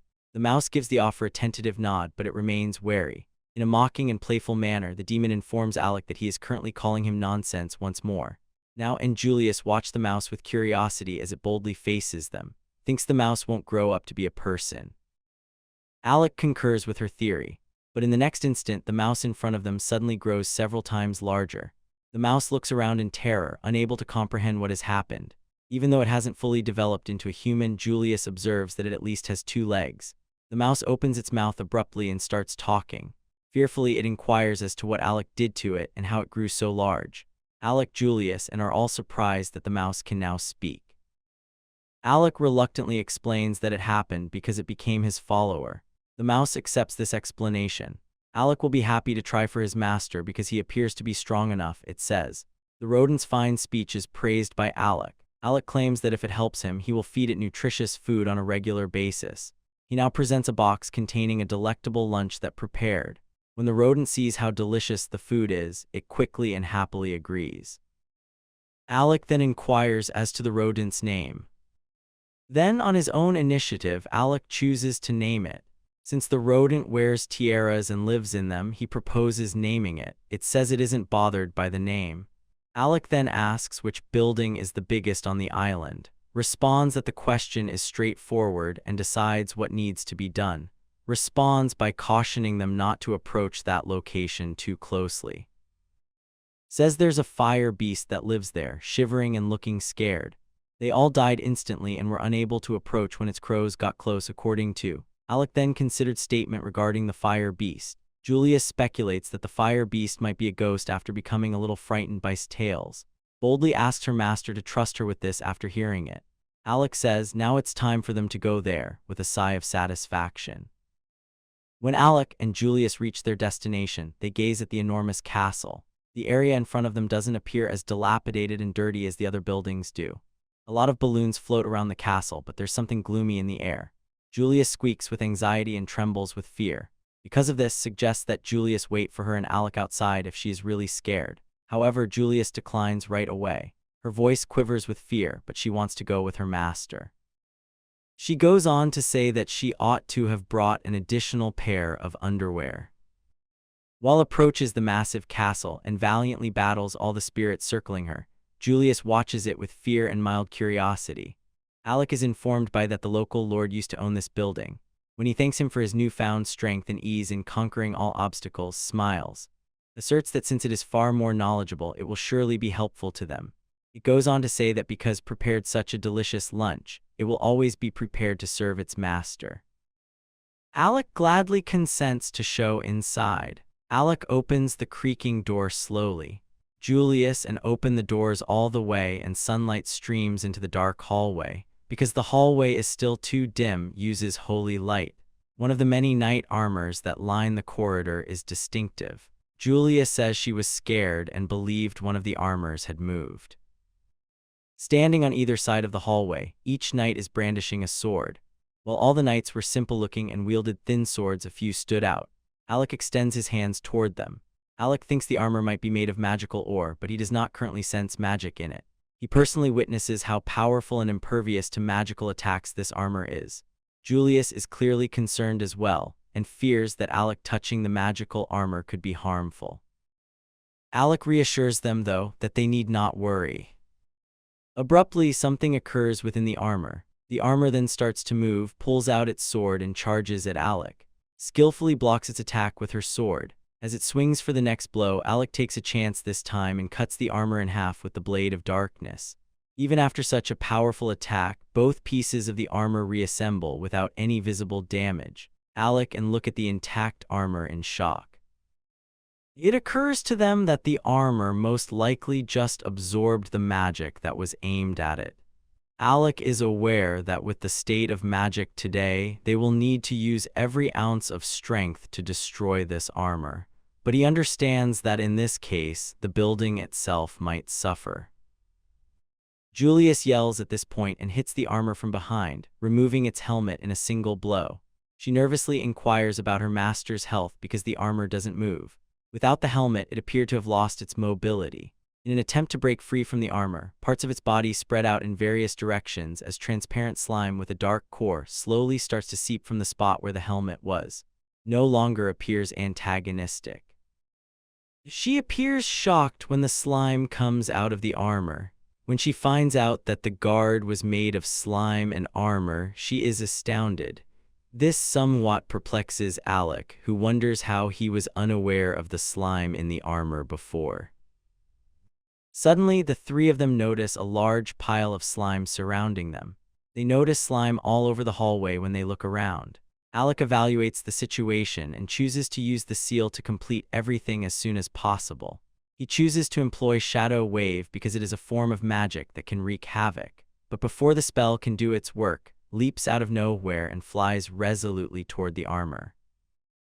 The slime just crawled out of the hole and it falls into it. The armor stops shaking after a while and stays still for a short while. The armor is clinging to another slime when Alec suddenly emerges from underneath it and pulls it with him. Forcibly removes the slime from the armor and drags it to the master. Its odd movements, which are obviously an attempt to communicate a message, are incomprehensible to Alec. Steps in at this point. It asks the master to sign a contract with the slime after telling him what's said. Alec pouts after chastises him for taking such a chance. She is right, Alec agrees. According to him, Julius's boldness seemed to inspire Alec, who then settled comfortably in his hands. I have no problem signing a contract with the slime, Alec says with a smile. He can also use the armor as materials or sell it since they no longer need it for survival. Alec then dons his own armor, but he still senses magic in it, which makes him fearful. Swiftly raises it and stands in front of her master, shouting a warning. The armor starts to move once more at this point. She firmly blocks the others by standing in front of them and informs her allies that this is obviously not a position for a novice at this time.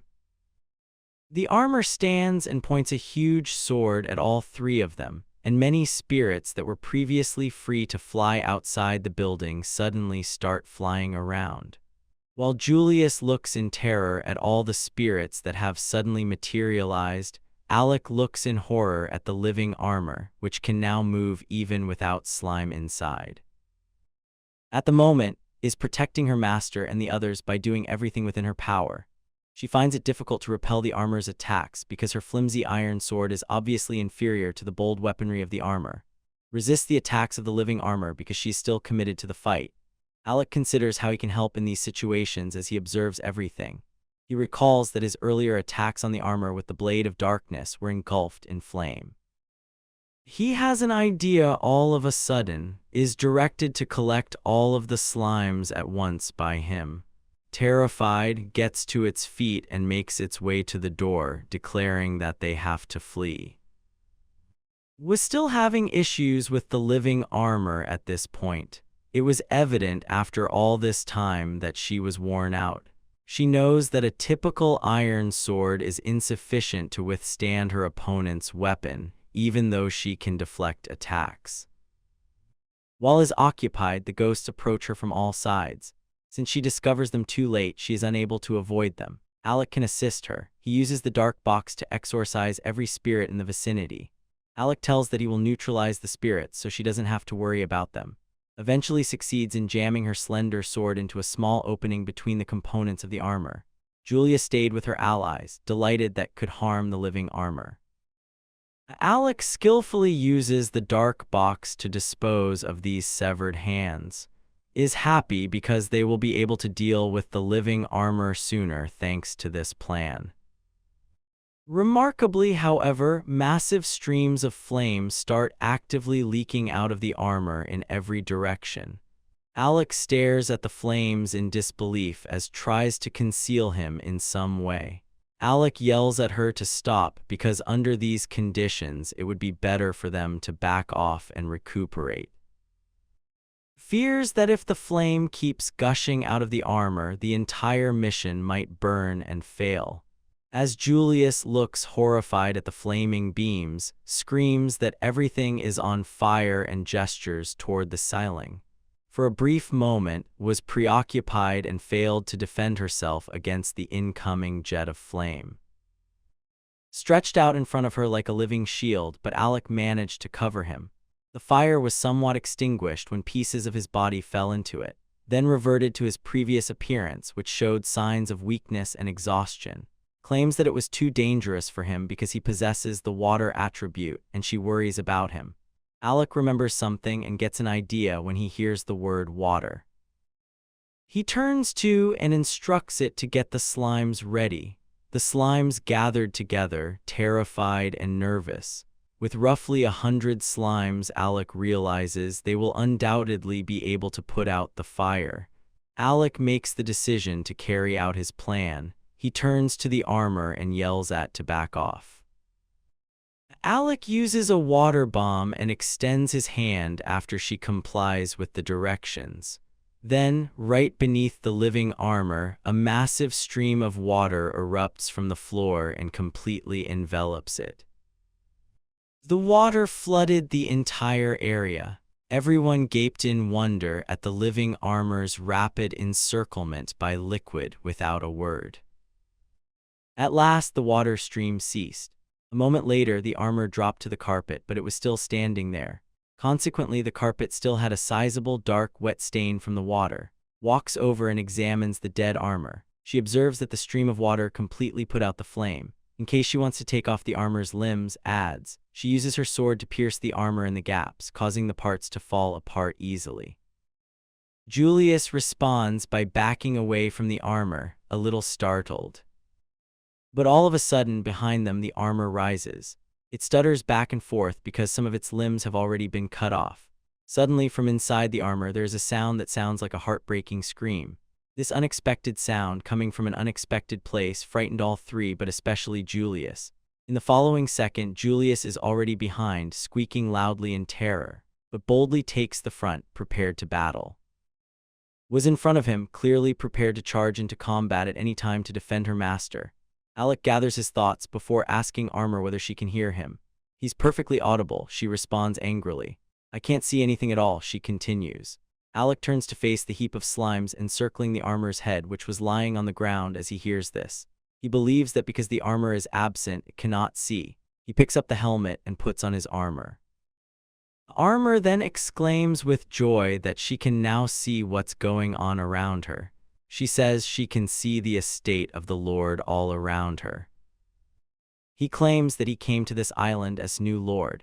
He boldly asks Armor to give him a detailed report of everything she knows about this place. When she discovered that the individual in front of her is a prince, she was astounded.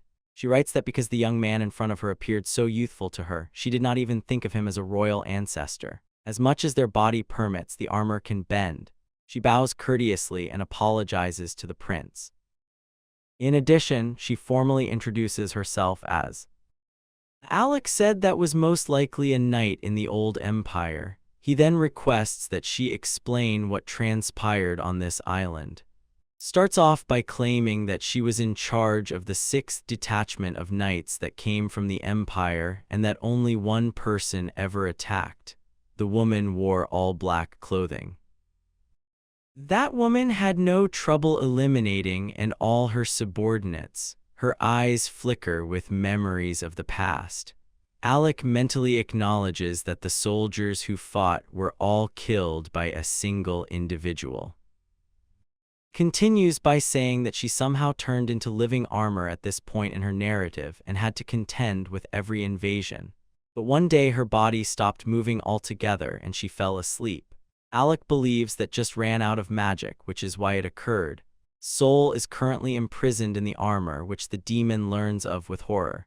She is concerned about what they will do next. Alec believes that the woman who took Tiaras by herself is undoubtedly not human at this point. Her thoughts are interrupted by Julius and standing behind him. With the pieces of armor in their hands, they appear to be asking the master what they should do with them. They replace all the limbs as he instructs them to. Much better, says, waving her hand in gratitude to the girls. But the next second her hands start to move on their own and strike the girls. She claims in a panic that her body is not responding at all. When asks her to stop, she responds that she is unable to stop at all. Alec then uses the blade of darkness to rob of all of her limbs. She is not angry and truly apologizes for what transpired. Alec realizes that she was probably ordered to attack all living things. When tries to defend herself, Alec cuts her off and demands that she sign a contract with him right away. She doesn't comprehend. Alec assures her that she will follow him in this manner. He suggests that she will be able to be released right now. Having vowed to be faithful to the Empire and thus to the prince, adamantly requests that he sign a contract with her. The magic that held captive disappears when Alec extends his hand and signs the contract, and she again turns into a young girl with long dark hair. Examines herself, finding it hard to believe what is taking place. The fact that her body has returned to its normal state astounds her. She moves her arms and fingers while glancing at her limbs, which have returned to their proper positions. Her eyes filled with tears as she grinned widely. She thanked Alec loudly and warmly for his assistance. "I can never hope that my body will return to normal," she said joyfully. When sees holding her master's hands, her face assumes an unpleasant expression. The fact that her master is holding hands with someone else instead of her makes her agitated. Quickly tells that her actions are very impolite because she is only touching the prince, who is a member of the royal family. He requests that take them to the island. Immediately agrees to his request. However, she discovers right away, ostensibly casually, that after all these years she has forgotten the island's name. In this case, Julius, and are not sure whether can be trusted with a tour of the island. She only laughs, though, and does not share their excitement. Alec informs her that was an island that had no inhabitants for many years. But without providing any further details, he merely informs that she will witness everything for herself, then leads the others to one of the doors with assurance.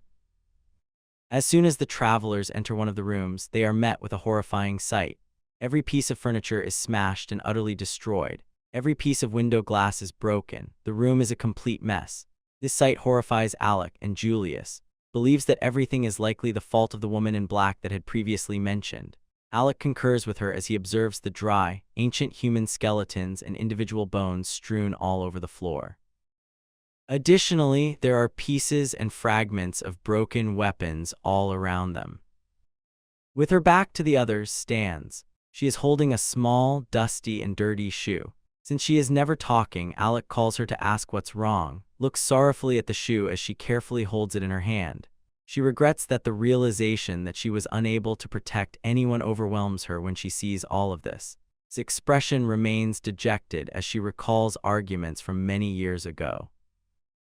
According to her, the woman in black treated everyone the same, including women, knights, and even children. None of them deserved to die like that, said. She also remembers that while in armor, she had to deal with a lot of travelers. As the story progresses, his eyes start to well up with tears. She pauses, unsure of what else to say. Alec and the others gaze at her pityingly in silence. Abruptly says that she and her friends ought to have passed away a long time ago. After listening to her, Alec tries to lift her spirits with a kind grin. In an attempt to shift the conversation, he tells them to be grateful that they were able to locate an administrative building that hasn't been demolished yet. And Julius are currently studying the literature that hasn't survived much, raises his voice and requests his master's approval to bring his friends. He asserts that since there are no longer any fire spirits, he can exterminate the monsters from the island. Alec is in agreement, looks at the old room and says they have a lot of work to do before people can live there. Alec goes on to say that in that scenario, they will only use the funds made from the shop for the time being. Advises them to return. Alec agrees with her and gives a worried look. When he calls to her, grimaces and looks out the window. When she realizes she's been called, she looks at Alec. Since he believes that people won't be able to live there just yet, he asks her to organize the current residents for the time being. He declares that he wants to assume Tiara's guardian role. These words leave her speechless. When asked again in disbelief, Alec responds, confirming what he said. He asserts that will undoubtedly be in charge of defending the locals against demonic crow attacks. When hears this, she instantly assumes a serious and assured expression, telling them that they can rely on her and that she will never fail them. Clenches her fist. Her only hope is that she will be able to adequately safeguard the island's citizens this time. Asking Alec where her new residents are, she does it with joy.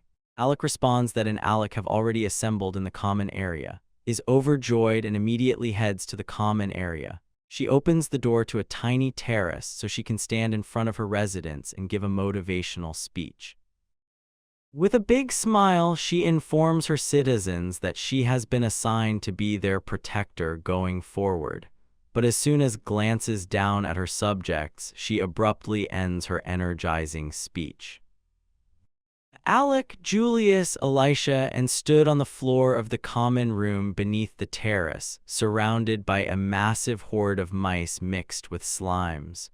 Remains motionless for a few moments, unable to comprehend what is taking place. She is constantly surrounded by the sounds of slime and mice squeaking, and she starts to feel lightheaded and shaky. Then screams and asks what this swarm of mice and slime is, rather than concentrating on the residents. Then, to Julius's great horror, she faints. After recovering from her faint, stood composedly among her citizens. There are roughly 1,000 mice and 1,000 lives overall, she said, grinning as she read the document in her hand. This is representative of the whole island's population, she says. The demon takes a serious interest in all of this. She reminds Alec that when the Cyclops joined him earlier, his magical power doubled. Alec receives a sour warning from her not to enlist any of these utterly worthless beings as followers. Alec doesn't even pay attention to her. He also shows a little resentment by telling her that it is obviously improper for her to talk about who is useless and that his new followers might even be helpful. When she hears this, she gets enraged and asks him to say it again. Alec is diverted from this conversation by, when she turns to face him, he does the same. Stands there looking concerned, a small slime comfortably resting in her hands. The fact that slimes require water to survive worries her.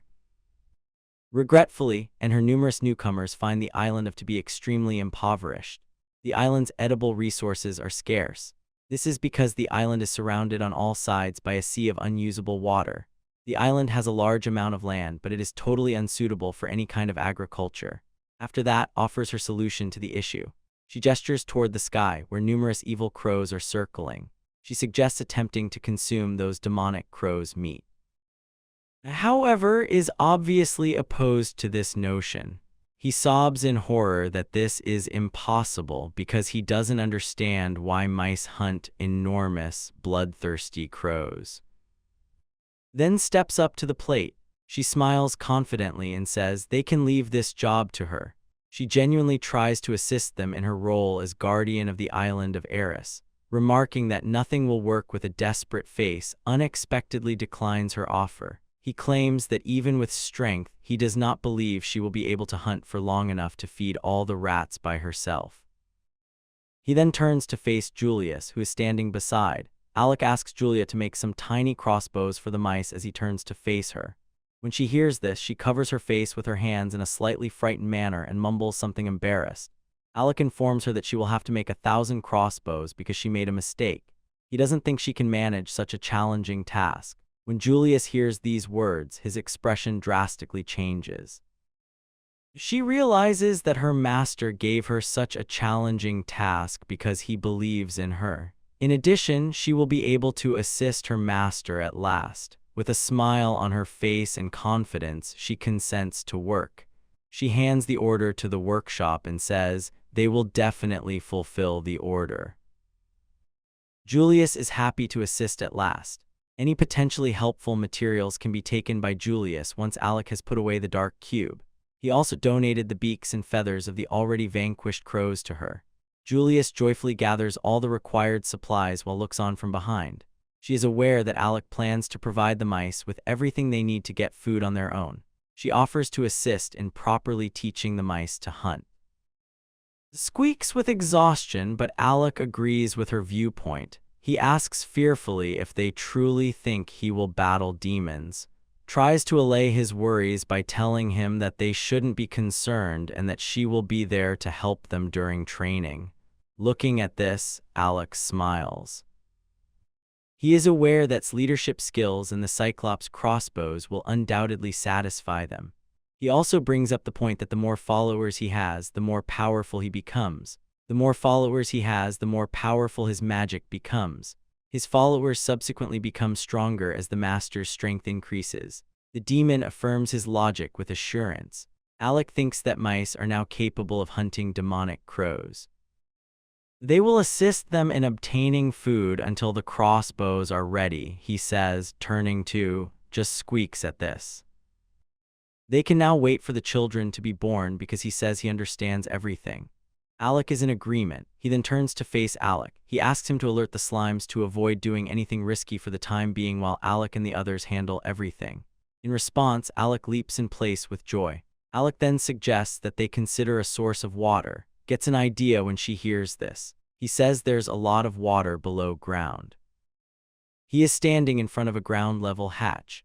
After he mentions water underground and he sees the hatch on the ground, he believes that there are underground channels. Gives him a perplexed look. He asserts that he has no knowledge whatsoever of any channels. Looking at this, recalls something. She asserts that there must undoubtedly be waterways with drinking water because the island formerly had a capital.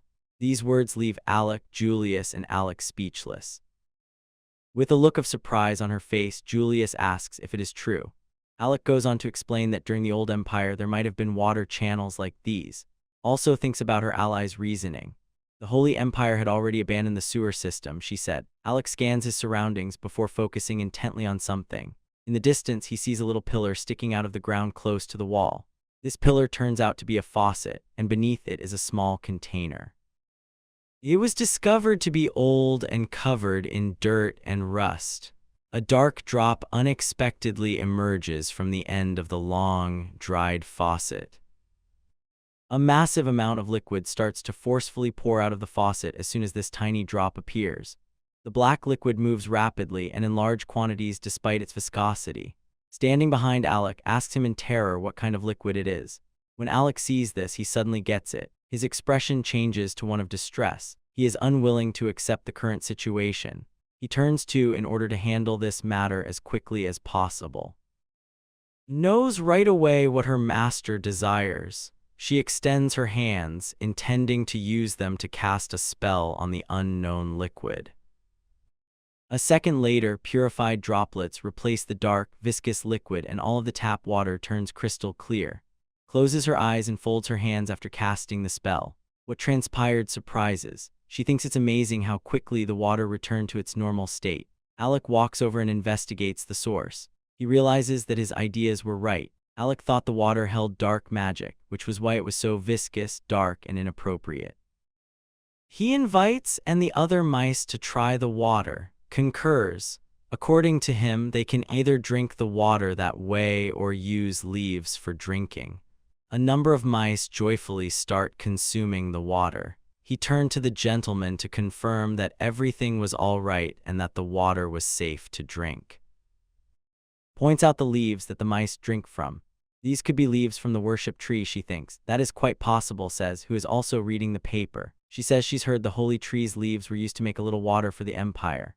Alec appears a little concerned while the mice and he enjoy taking a bath in the water. Alec asks, what kind of tree is this? I have to locate it, he declares. He states, I must see the water source. Alec requests that show him the sewer. He makes a sound to indicate agreement. Alec and accompany Julius to the crossbow manufacturing facility. They go through the sewer and into a dim hallway. They all descend the stairs that lead to the sewage water-filled sewer. Despite leading the group through the sewer, he says he has never been here before. Both Alec and are excited to explore these tunnels. The sewer gets darker as they descend because the light from the surface gets weaker. Seeing that the room is getting too dark, Alec makes the decision to add some light.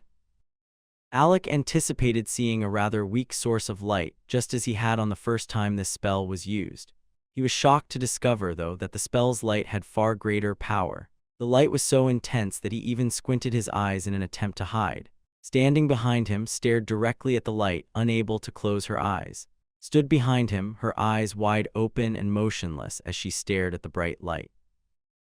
He is aware that he must use his powers with far greater caution. Appears anxious. She quietly and perplexingly observes that her master is already very skilled in holy magic, even more so than she is, even though she learned this skill from her. She regrets that she won't be needed by her master for a while. Alec responds by trying to reassure her that it is not true and that he will always need her. She smiles broadly and assures her master that she will use her fire magic to keep him safe no matter what.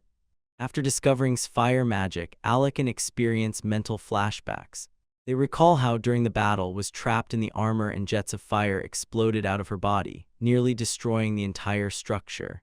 They inform that they are already aware of her fire magic, their faces displaying disapproval. He is obviously unable to recall what transpired and is unable to comprehend their response. Then, when requests that display her seal, she complies. Clearly proud of her seal, declares with burning eyes that it is bubbling blood. Seal uses fire magic to improve fighting skills and fortify allies in the area. Alec is obviously interested in this. He is pleasantly surprised because bubbling blood is a powerful and relatively rare seal. When he hears this, she responds that their attractiveness at the time is not surprising. But as soon as she says this, she quickly corrects herself, saying that it was simply extremely warm. Doesn't comprehend her words, she just enjoys them. Alec decides to change the topic and says they should move on. The entire group keeps going despite the sewage water rushing into the channel to their left. After giving it some thought, Alec asks his friends out loud where such a strong flow could have originated. The water doesn't smell like the sea, observes. She says there could be another source of groundwater. It always acts like that and flows at a dizzying speed, says, walking over to the water and looking it over. Alec questions how water can move so quickly in both rainy and sunny conditions. Alec and keep walking together through the dark sewer passages. They eventually come upon a room that is different from every other hallway. The entire area looks like a single, enormous circular pool. Alec thinks this is where all of the water that actively passes through the sewer comes from. He observes that the source appears to be in the middle of this tiny pool. They all three, however, needed to take a closer look at this water column when they all of a sudden notice something entirely different. Sees a holy tree visible beneath the water. A very small tree trunk with slender, leafless branches. This sprout is definitely the holy tree, said, but neither nor are aware of what happened to it or, more crucially, why the tree is entirely black. They are clearly both worried about what they are witnessing. All of a sudden, a great deal of evil magic starts to leak through the nearby water from the sacred tree. Is frightened and alerts her allies while tries to hide from the strong stream of magic. I will be able to protect, and the other two from the evil magic, he declares boldly. He also informs that the holy tree needs to be cleansed of all dark magic. Starts working as soon as she comprehends her master's instructions. She extends her hands and focuses, intending to use the same spell she used to purify the water earlier on the surface. As she works to purify all the available water, the black water starts to lighten a little, but only in specific places and not as rapidly as before. Becomes acutely aware that something is amiss. She's obviously aware that despite her best efforts, her spell is not functioning correctly. Startled, she confesses to her friends that she probably doesn't have enough power. The darkness appears much faster than they are able to remove it, she observes. Alec promises her that he will work to keep this darkness in check so that can more easily purify the water. In an attempt to simplify their work, Alec removes the dark cube to absorb the dark magic, while keeps exerting all of her strength to purify the tainted water surrounding the sacred tree. The water starts to boil and splash menacingly because the dark magic is still erupting. His voice is sharp. She informs her friends that the water has already been purified. Both Alec and are startled and terrified to learn that the water could not have been purified so rapidly in spite of their best efforts. Alec is perplexed as to why the water evaporated so rapidly. An unknown figure appears out of nowhere among the piles of evil magic in front of them. There's a ghost in the air. Only the top half of it is covered in a ripped, tattered cloak, pieces of which are strewn everywhere, giving it the appearance of a human skeleton. Alec is taken aback because it is obvious that he did not anticipate seeing a ghost here. On the other hand, has no fear whatsoever. Rather, she is inspired to fight. As she rushes ahead, she tells her friends they can leave the ghost to her. She intends to burn it with hellfire. Alec warns not to use her magic because he is aware that hellfire is the most powerful type of magic and that it has the power to destroy everything. Instead, he turns to in an attempt to expel the ghost. He requests that she attack the ghost spirit's core using her holy element. Asks again because she's probably never heard of a spirit core before. Alec informs her that the spirit core of the ghost is a massive stone found inside its body, comprehends his directive and gets ready to attack. Remains silent as she observes everything. Alec uses a barrier of darkness to hurt the ghost and keep its dark magic from getting to them. He turns to face the ghost. It was seriously deformed already. Observes that the spirit core is still absent even though the majority of the ghost's body has already disintegrated. Stays silent. She closes her eyes and presses a hand to her forehead. Makes an effort to concentrate, but the extra strain is already giving her a headache. At this point, thought about the situation and came up with a solution. Grabbed her sword hastily. She turns to face and requests that she use her holy magic on sword.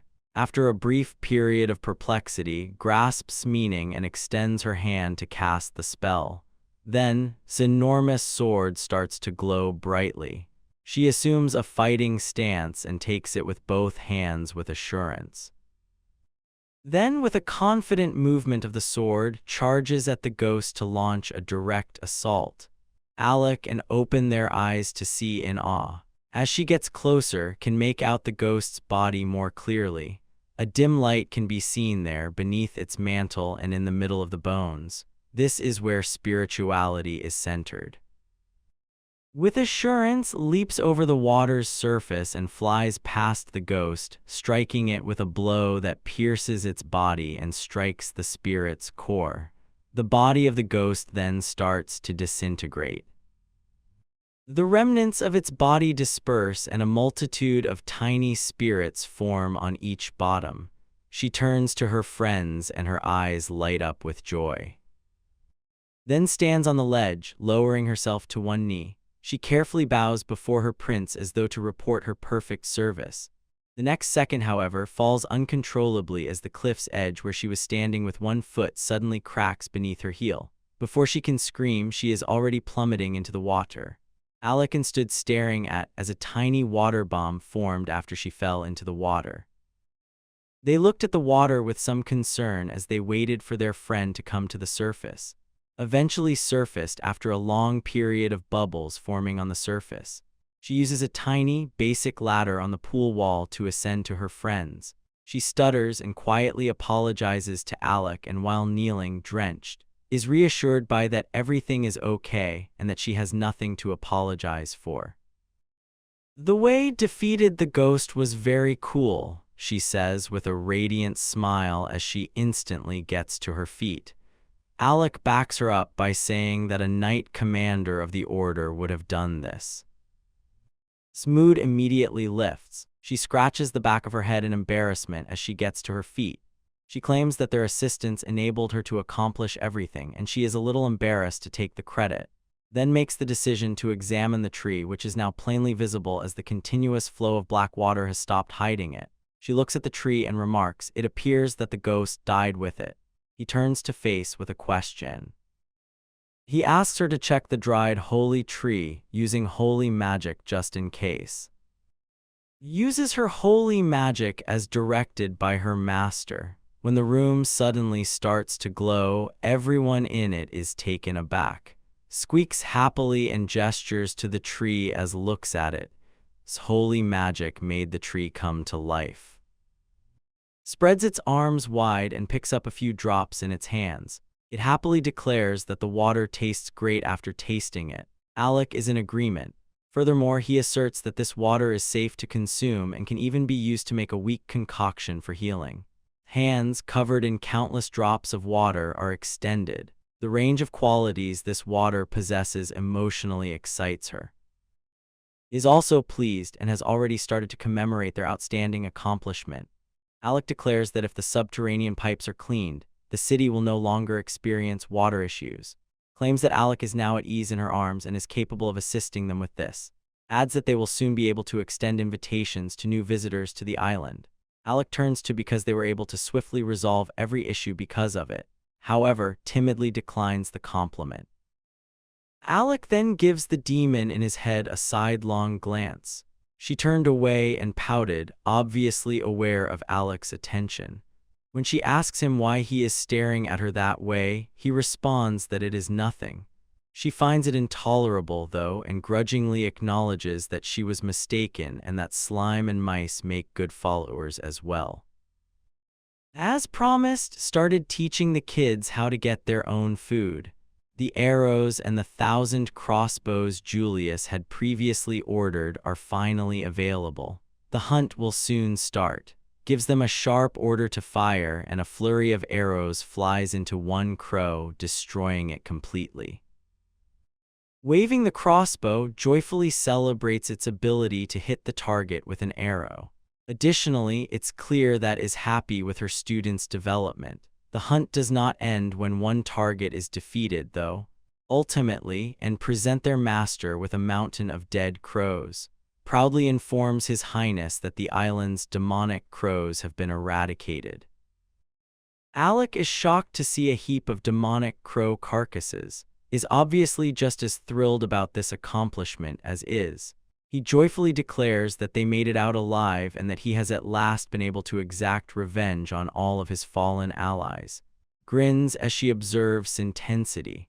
Alec grinned as well, thinking that his behavior was somehow related to Seal. Julia stoops to inform that even though this is merely a prototype, if he is completely happy with it, will be able to use it moving forward. Using new materials, they will be able to give these crossbows to every mouse, she continues. Alex smirks and thanks Julia for her efforts, saying that almost everything is ready. In light of this, Julius enthusiastically announces that they will carry on with their hard work in the workshop. Adds that the tree in the channels is the reason they have a lot of holy water. All the demonic crows can sell valuable materials, adds. After hearing them all, Alec considers it and decides that this is sufficient for them for the time being. He asserts that some of the work is already completed because the island's dangerous demons have been eradicated. He continues, obviously they won't last long on just crows and holy water. He then recommends setting up a fishing industry. Says mice will have a hard time with it, but the idea is clearly sound. Next, introduces her idea, magical ore. Alec then requests that she elaborate on this magical ore. Goes on to say that her armor, which she wears all the time, is made of. She goes on to say that caves beneath the island connect it to the continent. Suggests setting up a mine there because of the wealth of resources, which could be very beneficial. She suggests using the Lord's palace guard to keep them safe. She thinks she can control them because she used to be their commander. Alec reflects on her words. When the core was intact 1,000 years ago, he says they could move indefinitely. Goes on to say that they can use them for defense as well as to eradicate demons from the continent. Julius then asserts with assurance that they can safely allow her to identify the magical ore. After that, they'll embark on another adventure. Demonstrates to her friends how to enter the mines. They all descend a lengthy spiral staircase. They eventually come to a door. However, upon closer inspection, they discover something. Specifically that the door has a lock and is locked. The lock was obviously made of orichalcum, said. After giving it some thought, she then proposes using her sword to break the lock. Alec, however, dissuades her from this notion right away, saying that she will undoubtedly ruin the whole thing. As she watches this exchange, believes is just a dumb, muscular person. Alec walks over to the lock and takes a closer look. He claims that this is not just any lock, examines the lock and concludes that it is likely that only 10 or more skilled mages could open it. Julius becomes frightened upon hearing these words. However, the door opens as Alec calmly commands it to. Julius and simply stand there and stare at him in silence. Their faces then take on astonished expressions. Alec quickly clarifies that he just held the lock in his hand and used a little dark magic on it. He continues by saying that he did not anticipate it to be so simple, commends him for his exceptional work, comments that her master is an amazing person, and Julius swears to serve him forever. The demon, who hears all of these compliments, obviously does not like it, while Alec sobs in shame and pleads with his allies to stop praising him. She frantically tries to open the door because she cannot comprehend why it won't open. Julius is then asked to assist by. As they attempt to open the door together, Alec asks what went wrong. She explains that she doesn't recall this location having doors. Alec goes on to say that the appearance of doors must have resulted from confinement in the armor. They may have been used as self-defense against the black woman mentioned earlier, he suggests. She then considers his words, claims that when the woman attacked, every resident of the island reportedly fled to the continent via the caves, locking the doors to keep the assailants at bay. Right now, according to, they can simply open this door with the combined strength of a cyclops and an orc. She is obviously tired, and Julius doesn't agree with her. They put up such a strong door to save people on the continent, says tearfully, so I also want to do everything possible. The door opens after she gives it her all as well. Finally, as the heavy door creaks open, a little light spills into a large, dark corridor. However, nobody really anticipated seeing what was there. In front of them, a horrifying scene developed. Human skeletons littered the floor of the enormous, dim room that appeared in front of them. Among the many ancient human bones, saw with horror her former residents, whom she could not defend. There is a small badge among all the bones and shabby clothes. It was old, filthy, and bloody, and some of its parts were broken. Swiftly picks it up after realizing it is the ruler's emblem. Julius is horrified to learn that all of the bodies are those of island refugees when she looks at the skeletons and bones. After looking at their skeletons, determines that many of the refugees were killed by arrows and other weapons. Closely inspecting the heap of various people's remains that are nearly adjacent to one another on the ground. There were also the skeletons of small children, which also showed signs of a weapon-wielding attack. Alec is horrified to learn that the door was not meant to protect, but to keep someone inside. Alec is suddenly yelled at. He turns to see that guards have materialized behind them, obstructing their path back to the exit with their weapons aimed at them. Because Alec can move fast, he creates a barrier of darkness that eventually envelops them. Tries to prevent the guards from attacking by shouting orders at them and asserting her authority as the commander and head of the detachment. They ignore her completely, though, and keep attacking. After one of the guards successfully stabs her in the back with a sword, halts all attempts to reason with them. Approaches the others. They appear startled and say that the guards just started attacking everyone at random. When she gives orders, Alec is unsure of what she means exactly. Julius, trembling and appalled by the situation, asks incredulously how many guards even showed up to deal with them. Speculates that 100 or so guards showed up, observing each one. She also quickly calls her master to check another door after turning her attention to it. Another door, with the same lock Alec had previously opened with ease, stood on the other side of the hall from where they had come. He inquires as to whether she has observed any modifications in the conduct or demeanor of the guards. Reported that all of their spirit cores had changed from glowing red to purple. Alec recognizes this right away, because dark magic is connected to the color purple. Then turns to Alec and suggests that he jump in order to get out of this challenging situation where they are totally encircled. The mine should be farther on, quickly informs him. Then instead of staying still, the four decide to venture deeper into the caverns. As they escape through the other door, a sizable contingent of guards charges into the room behind them. They dash through a narrow passageway into a massive cave. There were multiple levels to it. While and Alec are taken aback, Julius examines it with admiration, claims that this location is Central Mines. However, the guards who have been pursuing them the entire time are already getting closer as they have their brief conversation. Alec turns to and begs her to keep them safe. Agrees right away and draws her sword. She releases her fire power while concentrating, producing a strong stream of flame. Takes a tiny step back, trying to shield herself from the strong streams of fire. She turns to face her master and requests that he take immediate action. He gets to work and uses his seal to call forth numerous small black spheres that float in midair. When he leaps onto these spheres, they almost instantly begin to travel in the direction of the guards' spirit cores. And while they are blinded and confused, Alec will swiftly eliminate the dark magic in their cores with these spheres. Alec gives each guard absorption right away. Each sphere starts actively absorbing all of the dark magic from them as they let go of their weapons and lift themselves slightly into the air. There is nothing they can do to stop this. Once the dark magic has been sucked out, the guards revert to their initial state. Observes that their core's color has returned to its previous state. And Julius gazes at the guards with worry but does not rush to relax, keeping a tense face. They watch for more action from the guards. They do not even raise their weapons, and they stand perfectly still with their heads up. Standing in front of the still guards, proudly proclaims herself the commander of the Order of Knights.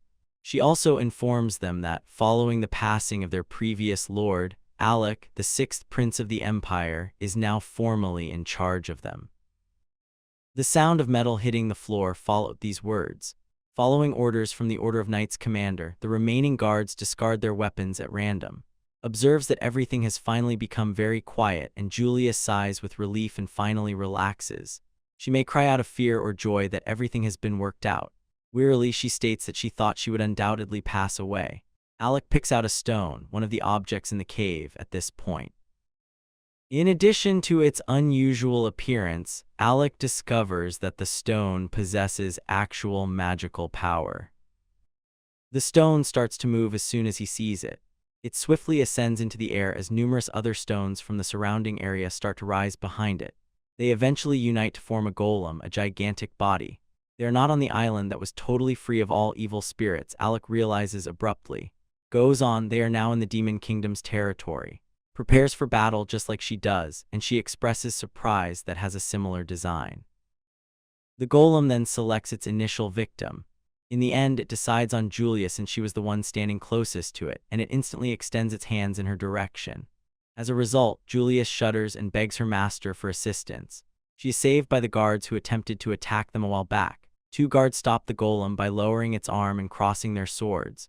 Julius looks up in surprise at the guards, who are exerting every effort to contain the golem. He is surprised that the guards chose to assist them. They seem to have complete control over them, adds. Following these comments, she makes the quick decision to assist her soldiers. She takes a fighting stance and uses blazing flame once more as she wields her sword. She chooses to deliver her first blow to the golem's head. It consequently developed a sizable hole through which the spirit core's light was visible. Strikes straight at the center with all of her strength. However, nothing occurs. She claims that the golem's core is incredibly strong. She then informs her allies that the golem's head contains that ore as its core. Before the guards can withstand the golem's strength, they scatter like tiny toys when it swings its hand. Worries about her subordinates, who put their lives in danger to keep them safe. Unwilling to back down, though, they aim their weapons at the golem once more. One of the fallen guards lies at Alec's feet, pointing a finger at a hole in the wall while struggling to raise a hand. Turns to her master and gives them the order to leave right away when Julia says they have to leave the area. But it's obvious that Alec doesn't want to desert the guards. He gives it some thought and makes a decision. He kneels in front of the fallen guard and asks if he and his friends wish to follow him. When the guard hears this, he pays close attention. Although the remaining guards are still engaged in combat with the golem, there are currently a lot of golems in their place. At least 4 more golems of the same size join it. Infuriated, they keep destroying the guards, slamming them to the ground with powerful blows. But the golem's entire left arm was ripped off in an instant, leaving it with no time to comprehend what had happened. As it looks ahead, a fresh contingent of guards emerges. It's obvious that they don't look like their old friends. Their armor and weapons were unchanged, but now there was an aura of mystery and menace all around them. The guards then launched another assault, but this time, each blow they made had the power to totally demolish a portion of the golem's bodies. After observing her subordinates' heroic attempts to defend their commander and master, makes the decision to stand by and accompany them. She picks up her sword once more with enthusiasm and a hunger for combat, telling her subordinates that they are doing an excellent job and that she will join them. After enough time, the battle came to an end with, and the guards, clearly to Mr. Alec's group's advantage. At last, the 4 of them got up and surveyed the battlefield. Only was grinning widely, obviously relishing the altercation. A massive heap of stones from the golem's bodies lay in front of them. The battle had clearly left this room in utter disarray. All of the surviving guards stood side by side after the battle. They all bowed their heads to their master and fell to one knee almost at the same time. It made Alec feel uncomfortable. He starts to wave his hands and commands the guards to get off their knees. However, all he hears in return is one of the guards apologizing. They sincerely apologize to their dear lord. All of them lower their heads and attempt to wipe away the tears, while some attempt to soothe their fellows. Julius, and observe this in silence, must however sympathize with her subordinate's sorrow. She has a sad face as though she might burst into tears herself. "I don't understand anything," she says in a trembling voice. She says she was ultimately unable to keep the people she loved safe. She then looks over at Mr. Alec. She requests his consent to bury the people of the island in a fashion. This gives the knights encouragement. Once more tears well up in their eyes, but this time they are tears of joy instead of sorrow. They thank their lord from the bottom of their hearts for his mercy toward their fallen comrades. The group then makes the decision to look through the stones that the golem's bodies left behind. Among them they locate the spirit centers of the golems, holds one of them in her hand and asks what they should do with it. Julius fears that the golem might resurrect. Asserts that golems cannot be made into servants. Since they might be helpful, Alec finds this to be rather disheartening. Holding one of the cores, he chooses to try anyhow. Alec sat on the golem's left shoulder and placed his hand on its stone head. Alec announced that the stone golem had at last consented to work for the prince, his eyes bright with excitement and a smile. The 3 young girls were prepared to speak as their master had demanded.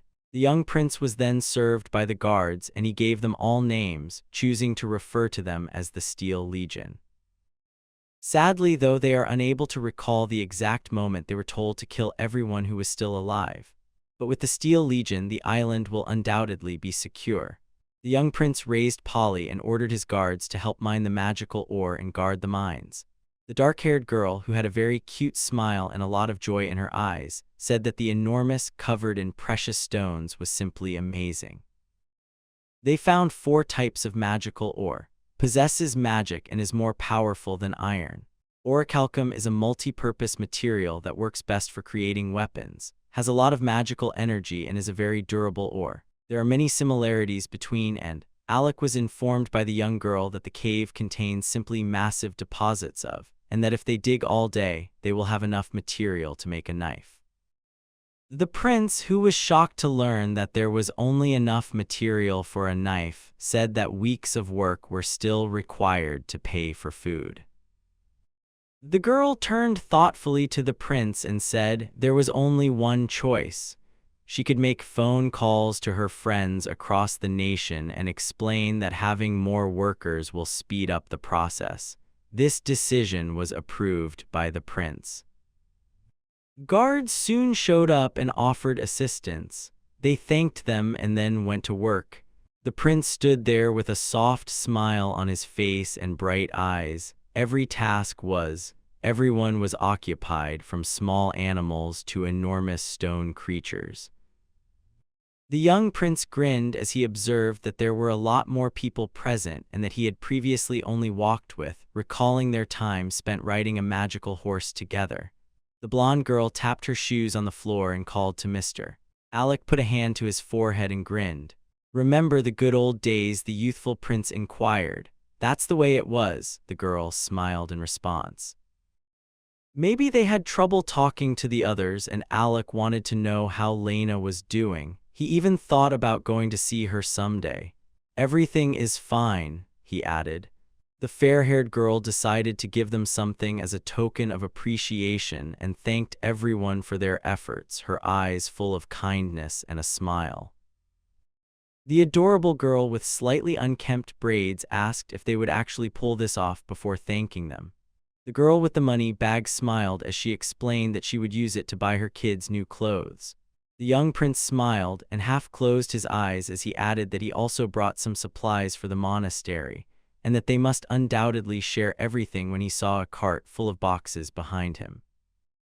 The girl with the long braids asked, "Will they really manage everything?" with a note of shyness and disbelief. "Few people will enjoy food prepared by someone who has the seal of darkness." Alec declared categorically that nothing had changed in the capital. In the city temple, which only uses the best materials, you won't even find the normal building needs to be repaired because everything has been worn down over time. With a sweet smile and kind eyes, the young man promised to help them. Before thanking him, the young girl with the endearing smile and slightly tangled braids asked him if it was true. Alec turned toward a young girl's outstretched hand, looking surprised when he was called. People had recently come to the temple and inquired about him, she explained, adding that she believed they were looking for him. With a note of caution and fear, the beauty inquired as to whether these were the same individuals who were murdering churchgoers once more. Alec narrowed his eyes a little and said, "I don't think so," with assurance. Alec was only able to apologize to Lena when the girl with the slightly battered braids interrupted, telling him not to worry because she would tell everyone that she hadn't seen him in a while. Alec smiled gently and kindly at the girl while closing his eyes. The young prince considered alerting his lord and telling all the Cyclops that he was being hunted by individuals who murder others in the church. The leap was loud and powerful. The best way in his opinion, was through the back entrance. In the workshop, the dark-haired girl, who was scared and had a few tears in her eyes, said that Mr. was Alec. The fair-haired girl inquired as to whether the church had arrived, surprised. Alec yelled, "That can't be." They saw a girl conversing with a man when they walked in. Alec, a little startled, inquired as to whether that was Iris and her purpose for being here. Alec stared blankly at the stranger, trying to figure out if he was thinking correctly, and then he remembered that she was an Adventurers Guild member. Alec added that she resembled Iris quite a bit. The prince wanted to know who she was. Alec continued to wonder why she had chosen to see him. After giving the man a horn, the stranger, who turned out to be Iris, suddenly said that she had heard he was a talented craftsman and asked him to turn this into a sword. The man exclaimed in amazement as he gazed at the object, realizing it was the horn of a black dragon. The girl questioned if she really had the strength to take down a black dragon. The young prince said he didn't think she could beat demons, and Alec decided that this was private information. They called out to Alec and asked him why he was in such a hurry, giving him a scared look. Alec thought it might be someone he knew, but he was so horrified and confused that he thought it was a stranger. Alec thought the stranger looked like Iris, and she handed the man a bag of coins. This was payment, the stranger said. This left the man utterly stunned and perplexed. The man said, a sword usually costs no more than 1 gold. The stranger told him that she had heard about him from many people and that there were 100 gold coins here, so she asked him to make a better sword for her plan. Alec was skeptical of the plan and thought she was probably going to kill a very strong demon. The man was so shocked that he said it was too much. With a charming smile, the dark-haired girl identified herself as Julius, the chief blacksmith, and captured everyone's attention. Although it would take an hour or so, she pledged to make every effort to complete her work as soon as possible. As she pushed the money bag, the dark-haired girl interrupted the stranger and asked if she could ask a question because she wanted to talk to the stranger. The stranger then inquired as to the presence of their master, His Highness Alec. The man, who also displayed signs of not understanding, studied the dark-haired girl's shocked face. The gentleman left for the capital a few days ago, the dark-haired girl retorted. The only response from the stranger was that she understood. As the fair-haired stranger put it, many people in the city praise him and say that he saved the city and that this city would have been destroyed without his help. The stranger questioned whether that cursed prince had actually saved this city as she went on with her lengthy monologue. Behind her in the doorway were the fair-haired girl and the young prince. Furious, the fair-haired girl started talking, almost yelling about what a cursed prince he was. In the meantime, Alec froze and grinned, stating that she had a very negative opinion of me. The dark-haired girl stepped in front of the stranger, holding her hand behind her head and scratching her head in a slightly embarrassed manner. In the meantime, the stranger with fair hair apologized and said she shouldn't have talked about royalty so much. The stranger went on with her monologue, requesting that they give the money to His Highness Alec as an act of apology. The girl with dark hair turned to ask the stranger her name, a little shy. The dark-haired woman was asked why she needed her name by the emotionless stranger. The dark-haired girl started to defend her inquiry, saying that she had just given so much that she only wanted to know her name. The stranger then responded that her name was Lily, and that she was the daughter of a merchant. A city close to the western border is where she was born. Alec, meanwhile, stood in utter confusion and bewilderment. The young prince realized she was obviously lying, and that she was actually the daughter of Iris, a modest and talented young woman who was the head of a noble family. Alec then carries on with his monologue, saying that she also wishes to alter her destiny and that he made his life choices following reincarnation. Alec was tormented by the fact that he didn't know much about her and the reason behind her demon hunting. The girls shouted and called to Alec, a little startled. She was asked about what had happened. In a fit of rage, yelled that the prince was still the target of numerous nasty rumors, all of which were untrue. The young prince was a little taken aback by what he said. With caution and a hint of fear, the dark-haired girl turned to face the young prince and inquired as to whether he truly knew her. The young prince grinned broadly and stated that he had only seen her once at the guild, so that was absolutely not the case. Alec scratched his temple thoughtfully and remarked, in addition, she gave herself a false name, claiming that her name was Lily. He said she probably didn't want anyone to know who she was. The young man thought it would be best if she was unaware of this. Even now, as he gazed at Alec did not anticipate her worrying about him in spite of all the rumors. Ultimately, 2 individuals boarded a Pegasus, and Alec reflected that he hoped she would be successful in her search. The man called Julia and said she seemed busy. The dark-haired girl remembered this and gave the man a worried glance before yelling that she needed to flee. The girl with dark hair abruptly ran off somewhere. The fair-haired girl and the young prince both gave her a startled look, claimed that she appeared to be quite busy.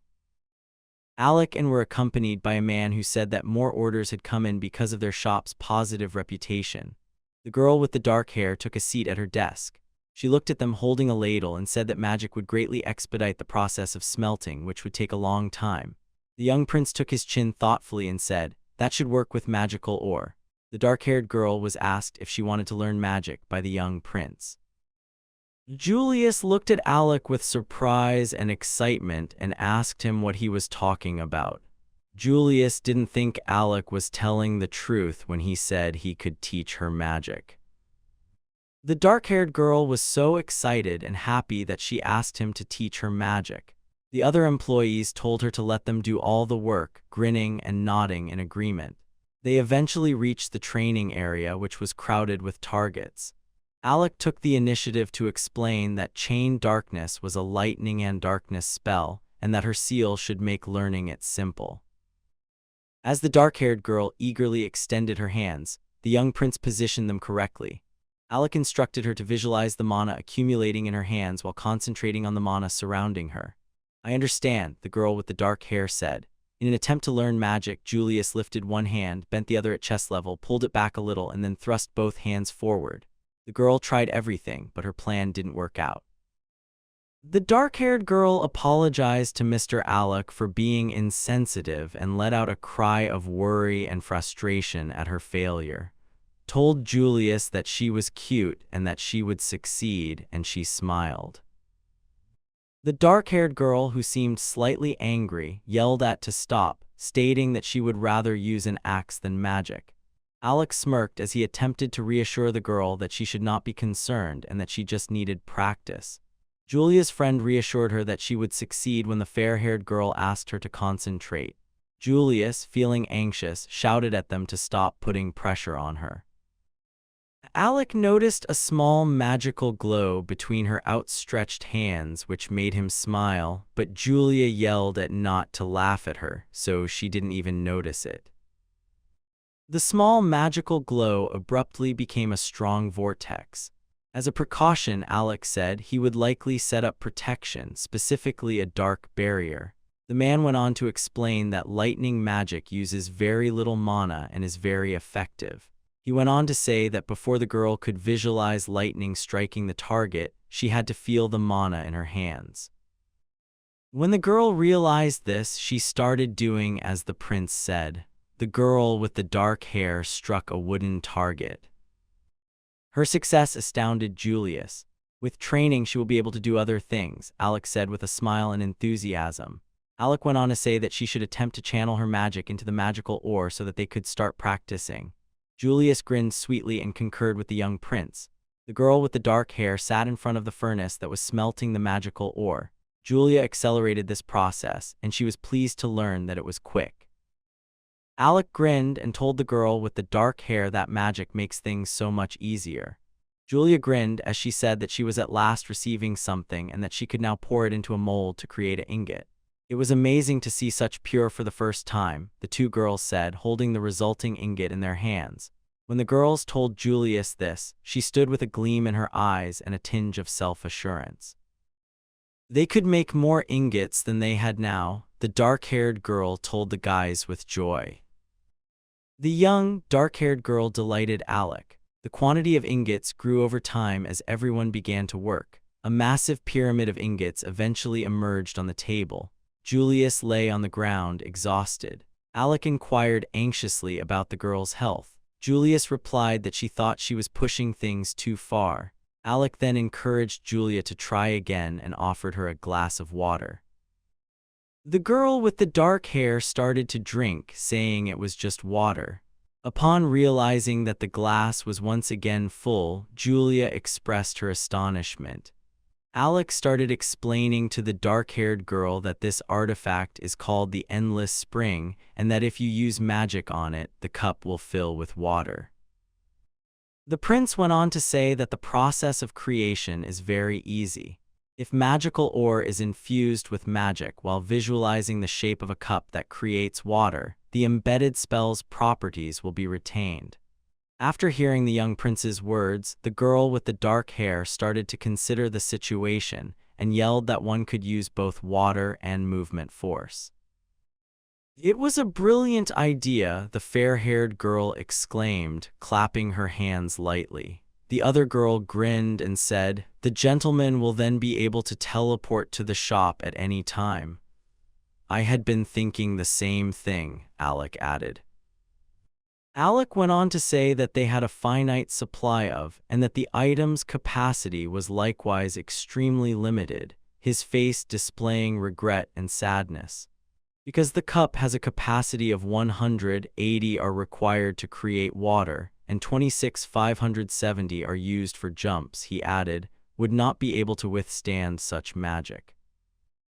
After some time, though, Alec exclaimed with enthusiasm that the concept was actually not all that horrible. He went on to advise Julia to practice before making cups once she felt comfortable with her abilities. Julia said she would try with a smile. Because even a spell that created water could take 10 minutes to fix the artifact, Alec cautioned Julius to take his time and carefully pour magic in. However, the girl claimed that it might take over an hour to create such an artifact, and went on to say that Mr. Alec was just exceptional. A little excited, the dark-haired girl started working frantically. She started searching different books for information. After a while, Julius exclaimed to Mr. Alec that she had succeeded. When the adorable girl with a smile and sparks in her eyes got up and declared that this artifact could emit flames indefinitely, Julius was obviously taken aback and in awe. In her eyes, she held a lighter. The fair-haired girl with a faint smile told the gentleman that she had tried it too, and that this artifact could keep food fresh all the time while holding a suitcase full of fruit. Julius was both intrigued and perplexed by what had transpired. Alec made an effort to soothe the girl by telling her that they were amazing people and that they had worked very hard. He squinted his eyes and grinned as he did this. Alec was summoned to look at the dark-haired girl. Alec questioned Julius about the enormous net that she was displaying. These were lightning magic-infused nets, the girl with the dark hair said. According to the fair-haired girls, it would be difficult for humans to use these nets, and if they were thrown, the golems could catch fish. Alec concurred wholeheartedly, adding that golems cannot be affected by magic. Wondered if throwing a harpoon into a school of fish would be more appropriate. The result would be the same, but golems could use ordinary nets and it might be simpler. The dark-haired girl thought it was a good idea, so she let out a cry of annoyance. Alec tried to reassure her by saying her idea was good and offering to test her nets. Julius thanked the man with tears in her eyes. They had plenty of because of Alec's magic. The dark-haired girl called to Mr. with awe and excitement. Alec stated that she will keep training to improve as a blacksmith. She would create an artifact that would make everyone else envious, the dark-haired girl added. Alec expressed interest in the outcome, and both girls concurred with Julius. When the attractive girl turned to Alec and begged him to give her everything, the prince said she didn't need money. He had up to 100 gold coins, so the girl expressed her outrage and asked him to give her at least a small amount. She promised to give him back every single penny. Alec believed that he had such amazing followers and was extremely happy.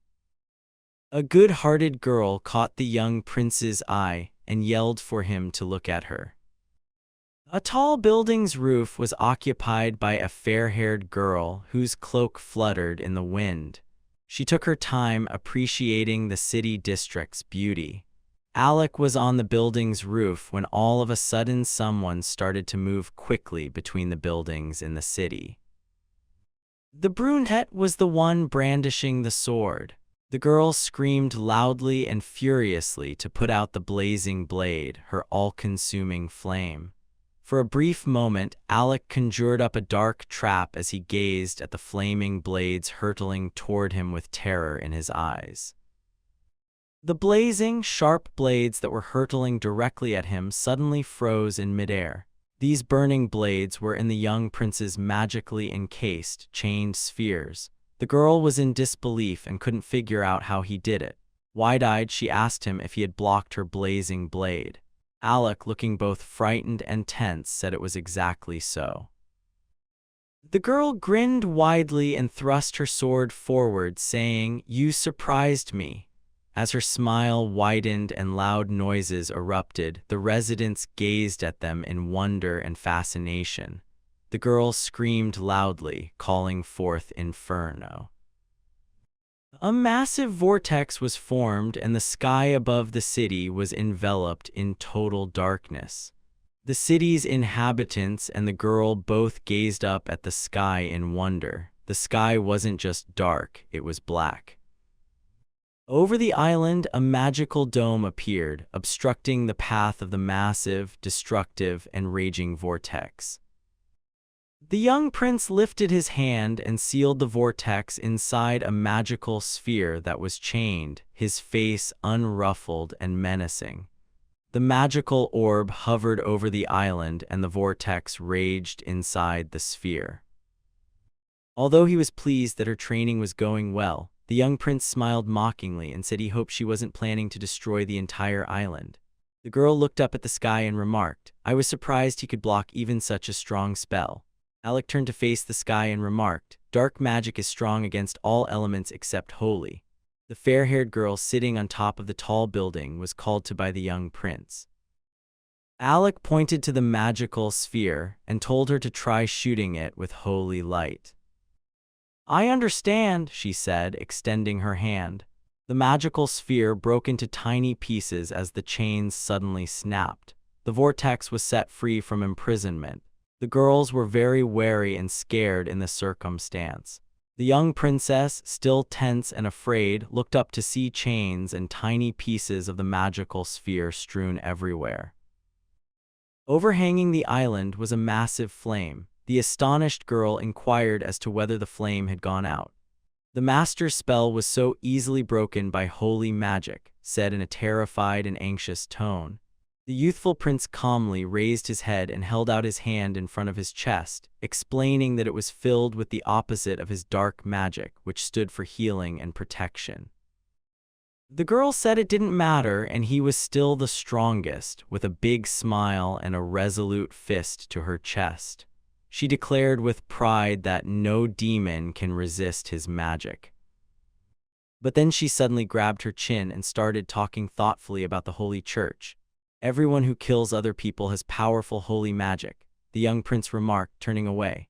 Alec claimed that he was powerless to stop them and that he only needed to get stronger. He closed his eyes and turned away. When the young prince snapped his fingers, the island's magical dome slowly started to fade. When the sky above the city brightened up again, the people living there felt happier. At least they had a city that was unknown to the church. Alec smiled in agreement with the girl's contented expression. Julius and her family were establishing consistent production, and the young prince thought that if they could provide an artifact that could withstand a jump, their city would be reliably protected. Goods would be delivered instantly because of artifacts. A loud cry suddenly came from above. The young prince turned and looked up, asking what it was. The girl shielded her eyes from the light and said that the noise originated from the watchtower. Gestured toward Alec and called to him. And a massive swarm of crows could be seen in the sky as they got closer to the island. "Is it a flock of demonic crows?" someone asked. "Probably not," someone said, and they had been exterminated and vanished from the island. As they got closer to the island, they were startled to see and people riding them. Alec was terrified and anxious, remembering that he had seen people on a Pegasus before. The young prince turned abruptly and waved his hand. He gave the order for everyone to get ready for combat. Brows dropped as she gazed at him, her eyes ferocious. The brunette looked at the shooters and told them to be ready. "Aim for the," she said. When yelled at to wait, they were dressed in church robes. The young prince regarded her suspiciously, believing it was not Iris. Adamantly stated that there could be no doubt when they turned to look at the person seated on the Pegasus. Alec's eyes and brows pushed forward. One of the girls sitting on the Pegasus had a very glum expression and bruises under her eyes. The other smiled initially with sweetness, but then with malice.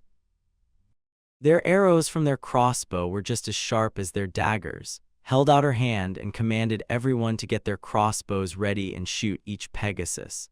The archers claimed to understand everything and to be waiting for the order. The little prince yelled at them to halt, turned to face him, her face blank. Alec informed her that they might be murdering someone and that they were not from the temple. The young prince then gave them the order to refrain from shooting.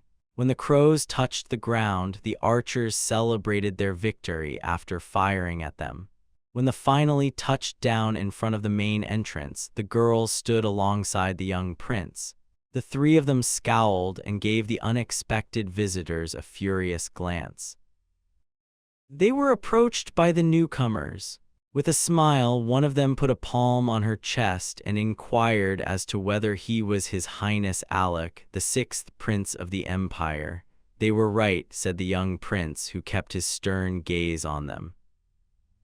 Covered her mouth with her hand and whispered to the young prince, "These girls are very strong holy mages." Without even glancing at her, Alec told her to keep quiet. Asking why they had come, he scowled even more.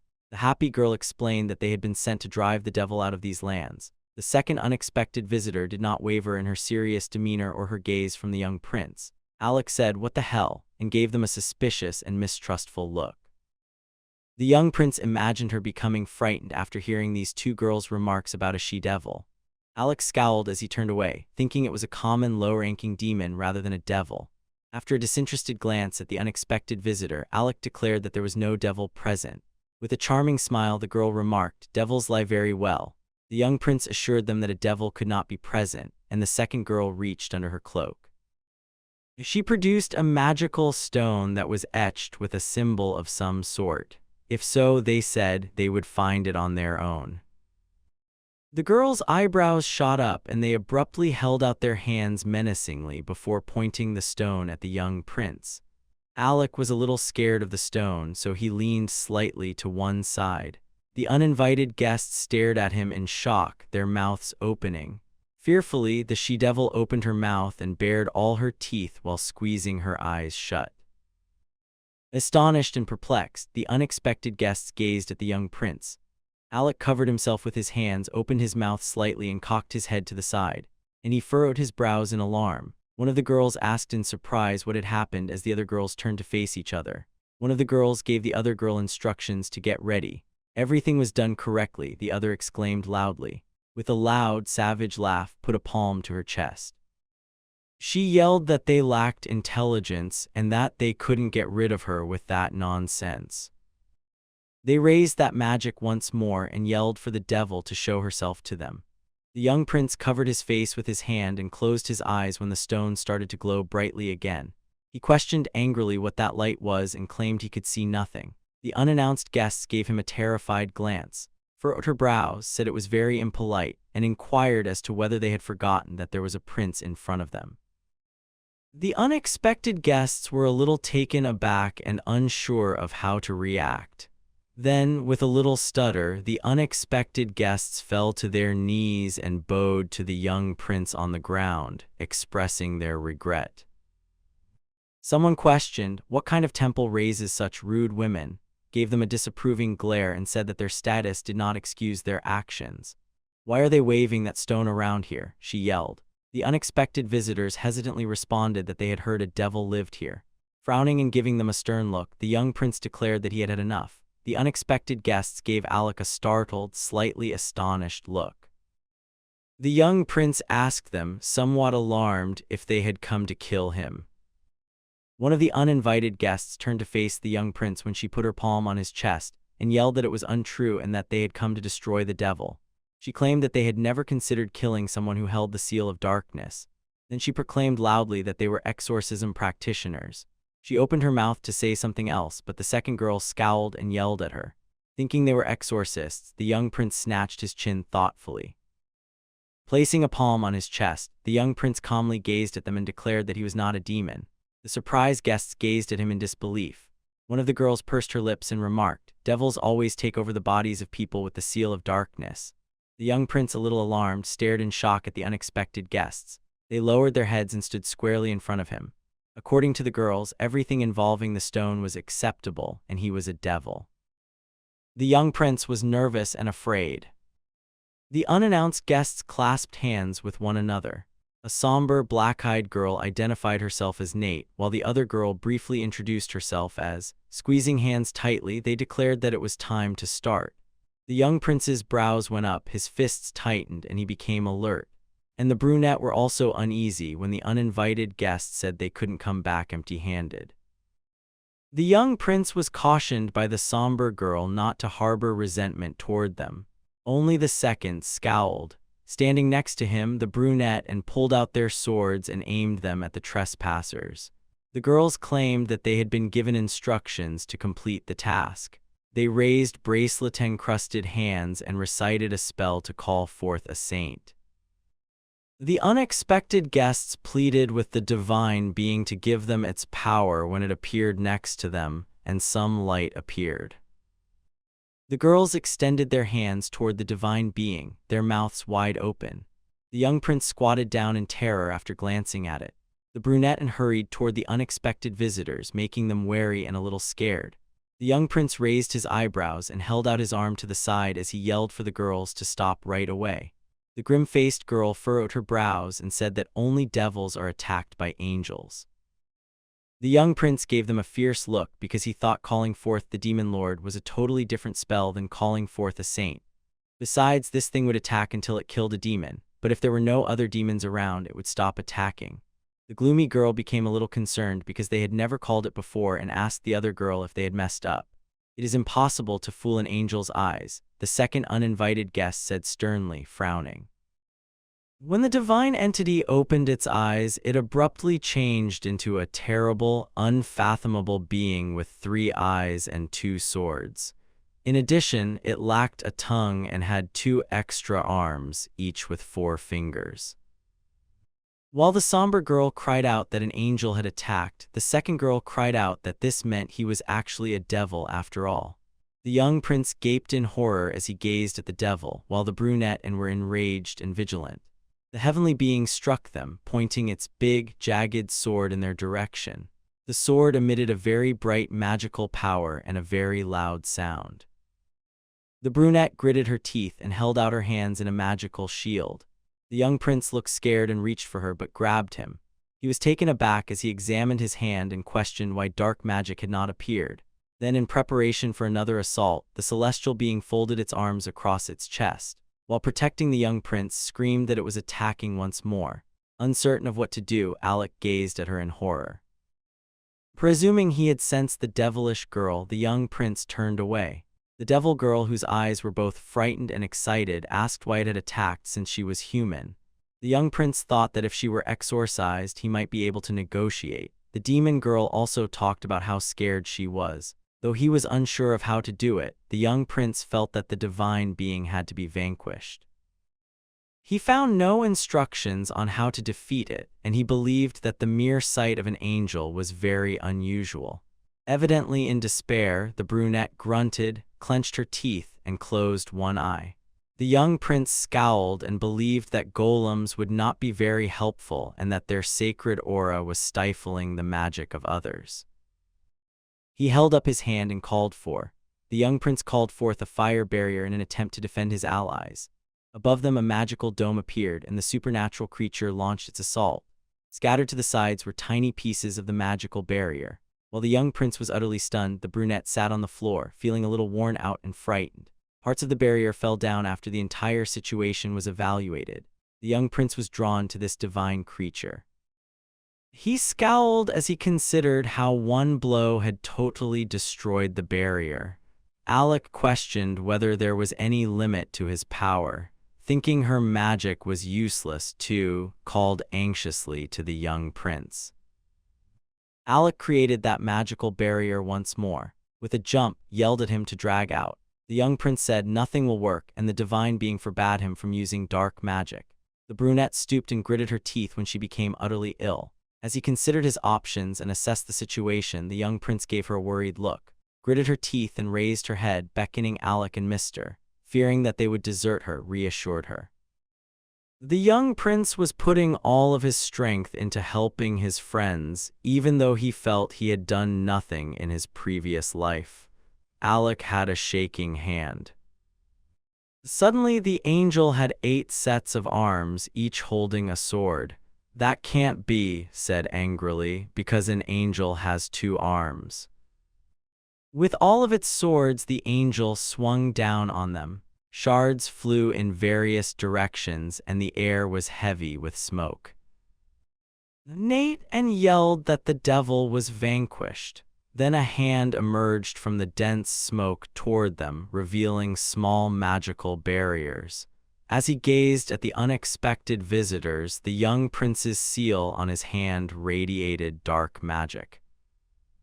They escaped the divine being's attack because of those magical barriers, and gazed in confusion at the entire scene. Alec's eyebrows shot upward, thinking that now they would succeed if he clenched his hold on dark energy, making the barrier of darkness impervious to this divine being's attacks. Shouting loudly that he would take care of the defense, the young prince summoned and told her to concentrate on the spell. Holding her sword before her, stood up straight and started chanting, summoning fires that burned the soul itself. Finally, she yelled, "Dragon Flame Spell," as the divine being abruptly thrust her sword forward and forced it through the shield. The flames erupted at her. The uninvited guests gaped in horror as they gazed at it.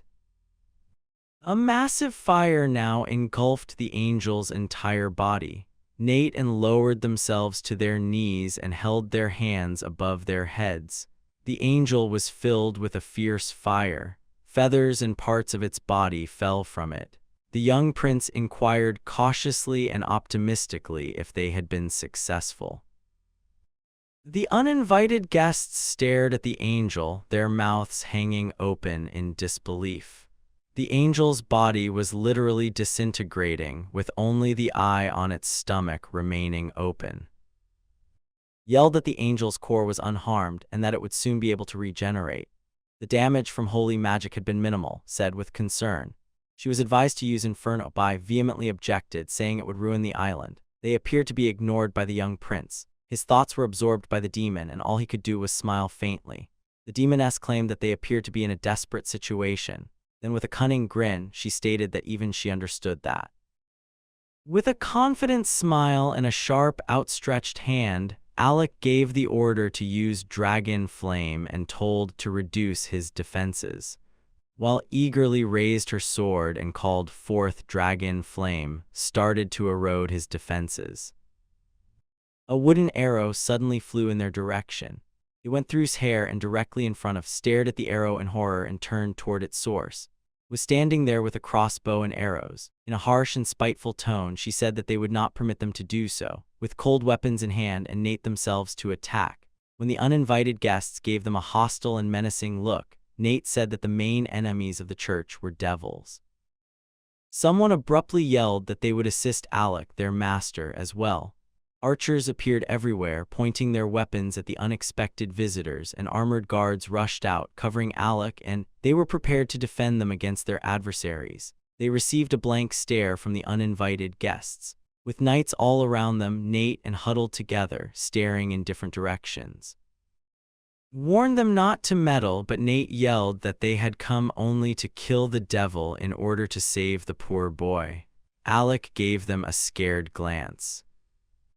After the uninvited guests viewed the entire situation with little interest, called out to Nate, who responded that he understood her. With a magical bracelet around their wrists, they raised their hands in unison. The young prince, and gave them suspicious and terrified glances. They moved their brows and opened their mouths slightly as the divine being's core started to glow brighter and brighter.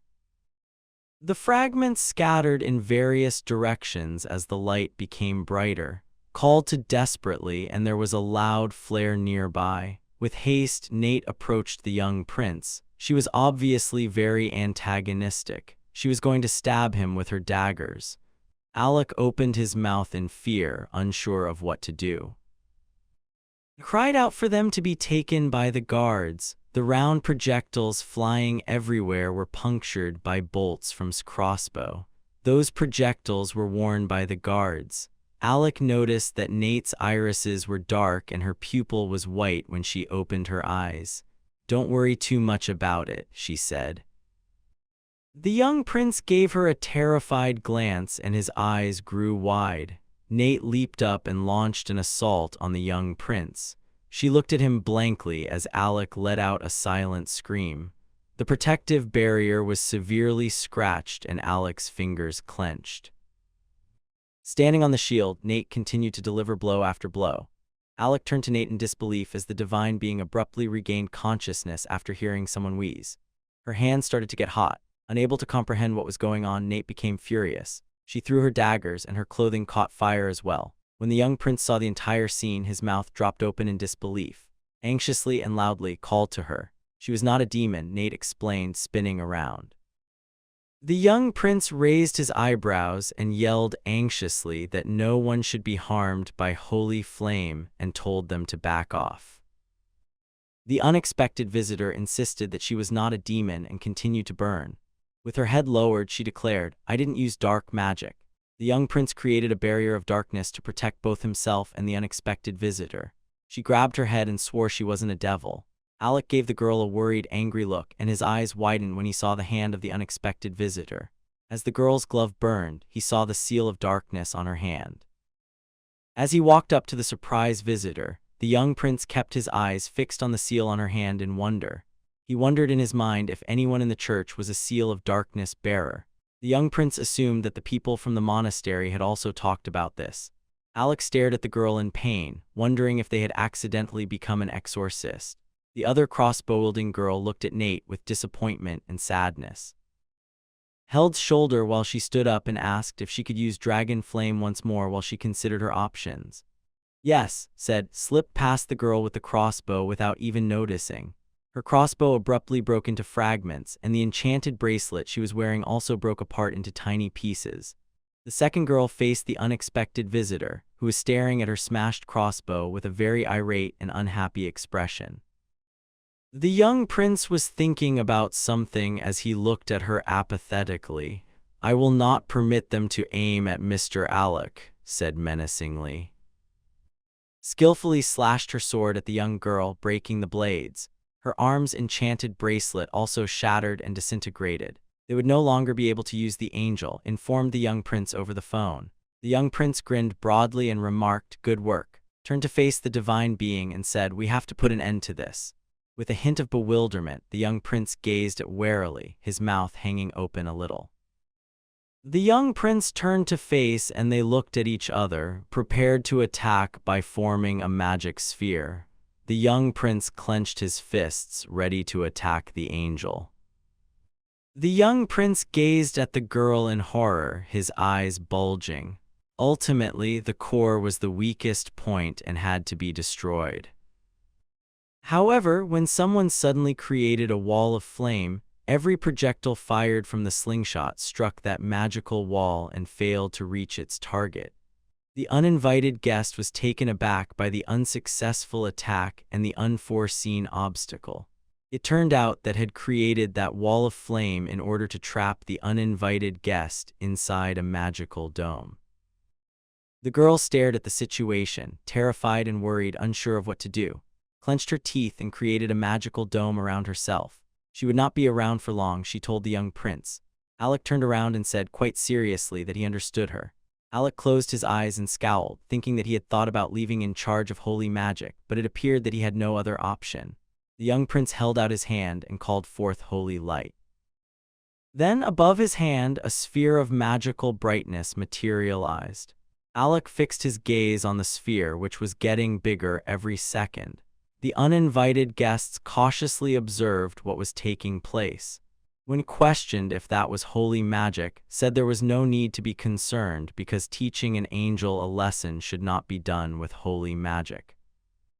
The incredibly enlarged magic sphere had already captured the angel. It was a very bright light coming from the magic sphere.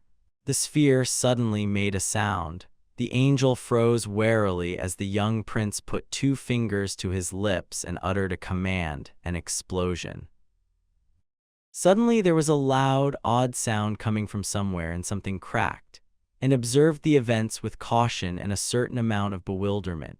After the sphere's bright outer layer broke and its pieces flew in all directions, there was a sphere of dark magic inside that was chained. They blasted the angel away. The chains broke and produced an odd sound as the sphere caught fire.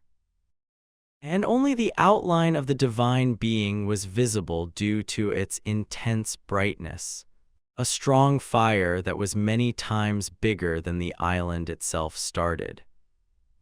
The divine entity literally started to disintegrate when the young prince bowed his fingers a little, and the magic sphere was covered in many wide fissures.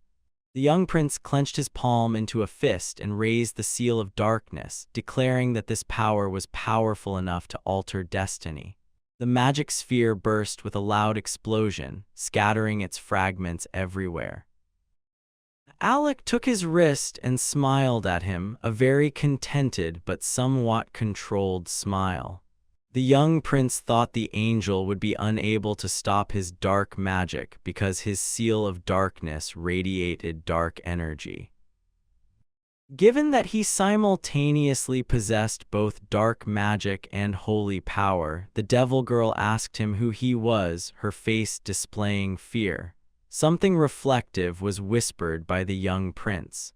Alec closed his eyes and cocked his head slightly as he calmly stated that he was only a human. Anne yelled at him at that precise moment. Their smiles were notably joyful as they gave the young prince a firm embrace. The intimacy made Alec feel awkward and a little claustrophobic. Claimed that their master had surpassed all of their expectations, and saw that the young prince had vanquished the angel with a single blow. Alec gave them an uneasy glance, unsure of what to say. It was obvious that the guards who were keeping the uninvited guests were not happy. Feeling a little worn out and disheartened, inquired as to whether the angel had actually been possessed by a devil. Nate was a little shaken and scared too, and he hesitantly said that it couldn't be. As their broken magical bracelets lay in fragments on the floor, they pondered what they should do. Alec turned to the uninvited guests and said, "Now I'll deal with them," his eyes full of rage. Alec scowled at the unexpected visitors and said his choice would depend on their responses, and scowled at the girls as well. The unexpected visitors grew suspicious and a little tense as began to draw her sword. One of the girls turned to face the young prince and said that initially all she wanted to know was if he was the devil. Alec, a little surprised, said calmly that they were wrong and that he wasn't, but in any case, he believed the angel had attacked him. The young prince guessed that the divine being might have reacted to his seal of darkness. The girls asserted with confidence that that could not be, since they had already called it forth multiple times. The girls held up their hands. Nate took off her glove and they revealed their hands encrusted with seals of darkness. Alec's gaze remained focused on the unexpected visitors. The young prince was shocked to learn that they also had seals. Questioned how someone who wore the seal of darkness could be a church member. Looked at and covered her mouth with her hand, saying, "Actually, exorcists are a different organization." The girls said that only a devil could have dark magic, but they were certain the young prince used it. Nervously inquired as to how he maintained his sanity. "Everyone who became a devil went crazy," the girl said with assurance. The young prince had hazy recollections of his former life. Put her hand out to the side and instantly put hers over the young prince. It didn't matter what it was, according to, because her master Alec was everything to her. Alec gave a terrified glance. Her face was tense and frightened as she said she would never forgive anyone who attempted to take him away from her. Alec gazed at the girls with regret, thinking that this country's principles had been established. This darkness, this sheer evil. He was plagued by the question of what had happened to them at the monastery. Lowered her head and said they had to kill the devil because it was crying at the time. With interest, coolness, and composure, Alec asked the girls who was. The girls regarded the young prince cautiously, a trace of melancholy in their eyes. When they were young, they recalled a woman telling them to hide the seal so no one would see it.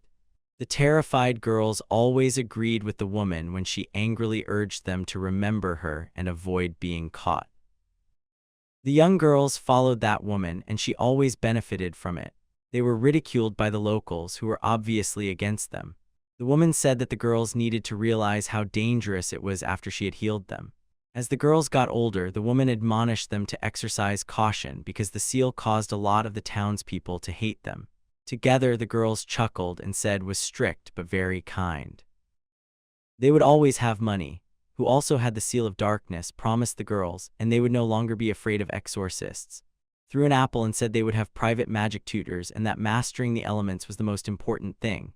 One of the girls showed off her fire magic skills while the other girl showed off her archery skills.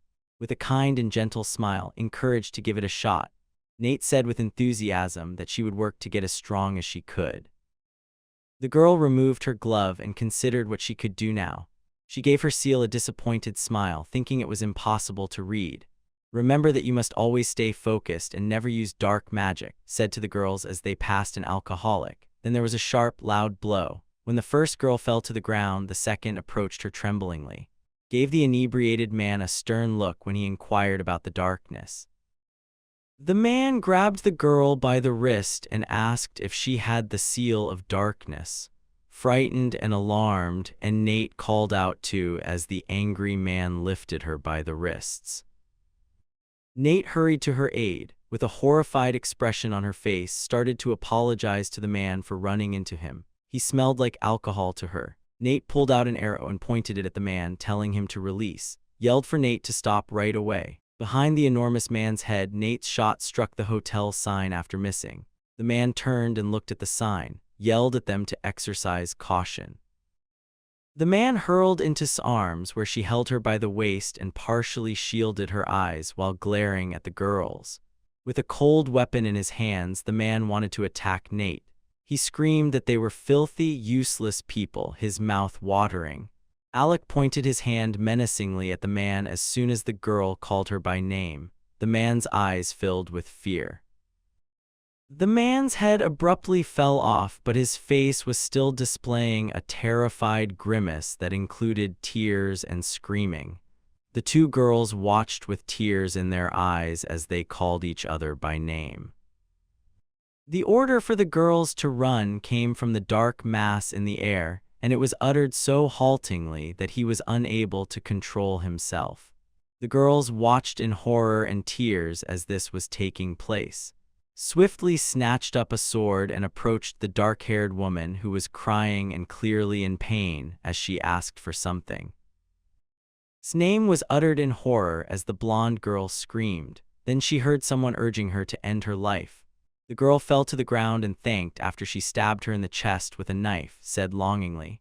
With bruises under her eyes, the blonde girl turned to face. The girl went on to say that they had been instructed to come here, so in order to save human souls, they had to kill devils.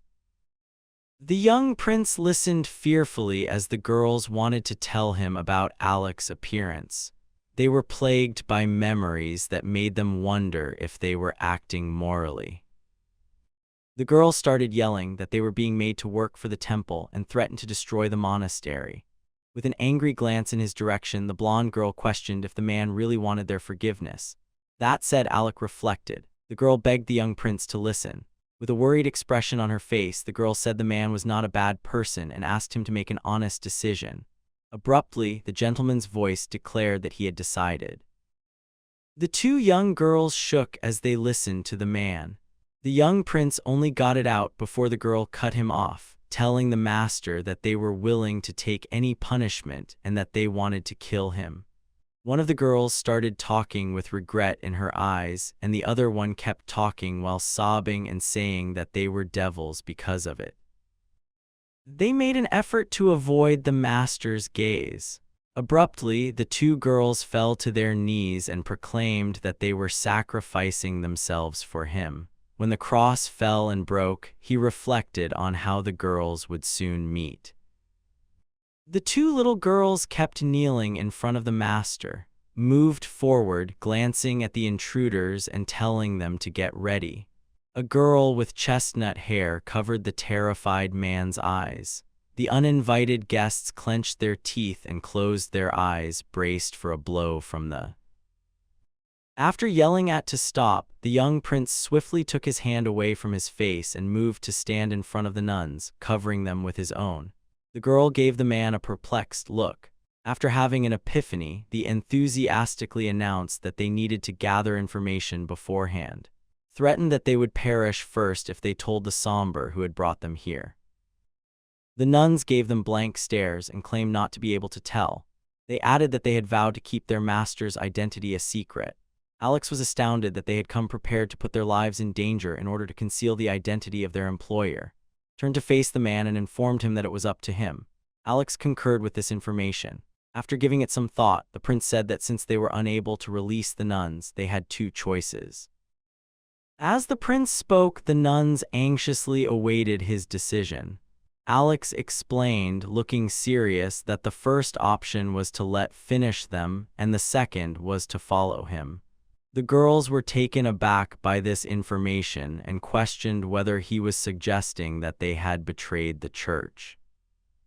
Exclaimed in terror that it was impossible since they had come here to kill the young prince when the girl with the chestnut hair called to him anxiously. Alex listened intently as the nuns responded that they couldn't because if their friends in the monastery found out, they would all commit suicide. The girl turned to face the prince and expressed her agreement with his assertion that these individuals murder people, infiltrate his life, and deceive him if they are trusted. In all seriousness, Alex said that a contract was more than just a verbal arrangement and that if they decided to reject him, he could kill them at any moment. After that, their days would be numbered. He held out his hand and gave them a stern look. Alex went on to advise them to consider their options and that it was better to accept his offer because they had no other option than to run for their lives. The girls gave the man suspicious looks and asked him why he was trying so hard to save them. Alex inexplicably asked what was odd about that, and they replied that he was too kind and that they had come to kill him. As Alex thought about what they had said, his mood abruptly changed and he scowled. As they relaxed, the young prince gave the dark-haired girl a soft smile. His goal was to establish an environment where everyone could be content, including demons that assist humans in their work, intelligent monsters like golems, and individuals with the seal of darkness. Alex stood in front of Nate, who had not been invited, and said he wanted to create a place where everyone would feel welcome, somewhere one could live contentedly. The girls listened with curiosity and a little surprise in their voices. Startled, they inquired as to whether people with the seal of darkness could also lead happy lives. The young prince whispered, "That also includes their friends from the monastery. If they wanted to, of course." Nate gave a suspicious glance, frowned and put a hand to her chest, saying had sacrificed her life for them. Nate stated emphatically that it was true and that their way of life could not continue. Scowled and pointed out that they were only servants. She added that they had been sent to kill him. After opening her eyes a little, they abruptly grabbed their hoods and took them off, calling out to Alex. The young prince looked at them fearfully. His request to sign a contract with them was sincere. Nate added earnestly that they were prepared to serve him until the end of their days. With a kind smile, the young prince boldly accepted their offer. He held out his hand. The girls raised their hands to their foreheads and the young prince touched their fingertips. As the girls were raised into the air, they trembled a little and opened their mouths a little. The young prince declared that they were now his followers. The girls were taken aback by this incredible ability and inquired about its origin. They gazed at the seals of darkness in their hands. After giving it some thought, Alex appeared somewhat surprised. He started to describe.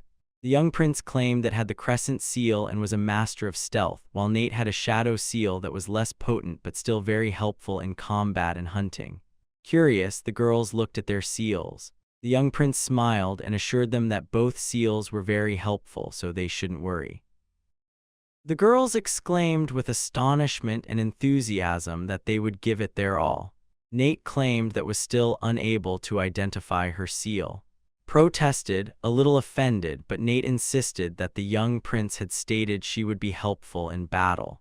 When the demon girl said they had a weird smell, Alex assumed no one had asked any questions.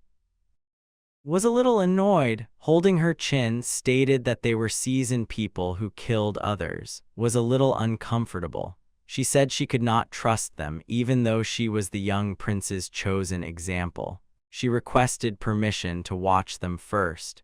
The young prince was a little confused, but he thought was just concerned about him. Gave the girls a stern look and yelled that she would chop off their heads right away if they did anything suspicious. After the young prince said he understood, the girls stumbled in terror as they said they understood. Nate pledged not to let him down, promised appropriate training and cautioned them to show the young prince a lot of respect. The girls agreed with a stutter. The young prince grinned as they observed them. Night finally arrived. A tiny fountain trickled water. The young prince sat in the water, a little worn out. He let out a sigh, believing that the battle had sapped all of his strength. Claimed that he believed this order for his last days had been given by a member of the Holy Church Inn. Claims that rather than a face-to-face meeting, they were given instructions in the form of a letter. The young prince recalled Nate's statement that they didn't like people who had the seal of darkness, so they didn't talk to them directly. She clarified that the task had just been assigned, to kill the prince and destroy a devil. They talked nervously about how they flew through Tyr and came across a lot of dangerous demons. They couldn't help but smile when they eventually located the settlement. Questioned if that meant there was no evidence linking the church to the attempted murder, the girls nodded enthusiastically. Before his rebirth, the young prince believed his father was the ruler of, but on the day of the rebellion, he attempted to topple the emperor. Nate regrettably stated that the church already employed roughly 10,000 servants. Alex thought about the number, which represented a huge number of divine beings, while holding his chin. Smiled and said he was obviously tired. A good way to relieve fatigue is to take a bath today. The young prince consequently found himself in a steam room. In the water, the young prince was lying comfortably. He closed his eyes and thought it was very pleasant. A stunning chandelier surrounded by steam hung from the ceiling, and angels were engraved on the walls. The young prince observed that it was a very unique design. He found it pleasant to unwind by himself while looking at the moon that was visible through the ceiling. He recalled a previous existence in which he thought he was afraid of being alone. The young prince recalled that he was always by himself when he trained or studied. His efforts were all in vain and nobody gave a damn about him. He was afraid of being alone forever, so he wanted someone to notice him. This had caused the man great distress, but now he was not anxious. With a genuine smile, the young prince looked up, thinking that since he now had true friends, everything would be all right. He recalled Elijah, Ali, Julius, and they stood with only towels wrapped around them, along with Nate, and who were equally embarrassed. The young prince grinned as he thought of the girls with him now. Unaware that the girls had gone into the bath, he glanced ahead in silence. He was clearly absorbed in his thoughts. He questioned why he didn't have it all. Alex opened his eyes a little and saw 4 girls standing in front of him, all of them shyly covering themselves with towels. The young prince sank a little deeper into the water, feeling a little scared and ashamed, and he wondered why he always pictured them in their undies while taking a bath. Pointed out that drowning could result from prolonged soaking. Finally, he could see the girls smiling shyly as Nate laughed in private. With a charming smile, put her hands on her cheeks and remarked that only she and the young prince could fit in the bath. He was shocked to learn that they were actually naked in front of him. The dark-haired girl yelled angrily that it was unfair and that she also wanted that. Thought it was adorable that she covered her mouth. Nate turned to and grinned, saying, "You were right, the young prince was charming." Feeling both ashamed and outraged, the young prince to the bath's corner. He yelled, "Why are they in the men's bath?" The girls continued to gaze at him. Alex held out his hand and attempted to use the jump command. He was shocked when it didn't work. He turned away after glancing at his hand. Assuming that hot water was the reason, he asked in confusion why magic would not work. The girls gave me a mean look. "Holy magic is infused into this water," said menacingly. The young prince looked at them in terror and then asked, surprised if that was their plan. With a sly smile, held out her hand while her eyes sparkled. The young prince was offered a backwash by. This startled Alex, who stared at them in shame and terror, picturing how much she wanted to wash his back. Sobbed and cupped her hands, wanting to wash the cute little back as well. With a scowl, Alex demanded to know why they were so eager to take a bath with him. With a sly smile covering her mouth, the demon girl asked if he still did not understand. "Think of it as a reward," she said. Even though he looked like a child, Alex said he was well over 20 and his cheeks were flushed. The demon girl crossed her legs and smiled broadly, telling him to savor the moment. And Nate sat on either side of the young prince, grinning, and started to lather his body. Their cheeks flushed a little. Alex tried to get out of them by bending his knees a little and opening his mouth, then clenched her fists and scowled, appearing very irate and menacing. "I am incredibly thrilled," she muttered aloud. She raised her voice and vowed to keep going until she had cleaned his back. The bath's water started to bubble. The dark-haired girl yelled that was very attractive and asked her to wait. She let out a loud cry as the water boiled, tensed as she observed the girl's astonishment, and Nate claimed that it had turned into a sauna. The young prince believed that one would never be bored with such friends. He believed it was already impossible to establish a strong state. Alex thought it might be possible to set up an operational base in the capital, but he felt they should not make snap decisions and needed to find out what the church was doing. Was currently the only one who felt at ease around the very attractive girls who all gave each other a disapproving glance. He thought about asking him for assistance. Eventually the day arrived and fluffy clouds drifted through the sky. The summons was for Mr. Virtues. One male servant with a scar on his face put a hand on his chest and said, "Someone wanted to speak with me," referring to himself as a brother. When he inquired seriously about his brother, Mr. Virtues assertively stated that he did not know or recall such individuals. His servant claimed that the man wanted to talk about money. Mr. Virtues regarded the servant with interest. He had light hair and rather dark skin. After giving it some thought, he initially said nothing. Mr. Virtues turned to his servant and asked if it was the young Prince Alex, grinning menacingly. His interest was evident in his eyes. On the ground next to Mr. Virtues were a number of different animals that were clinging to him.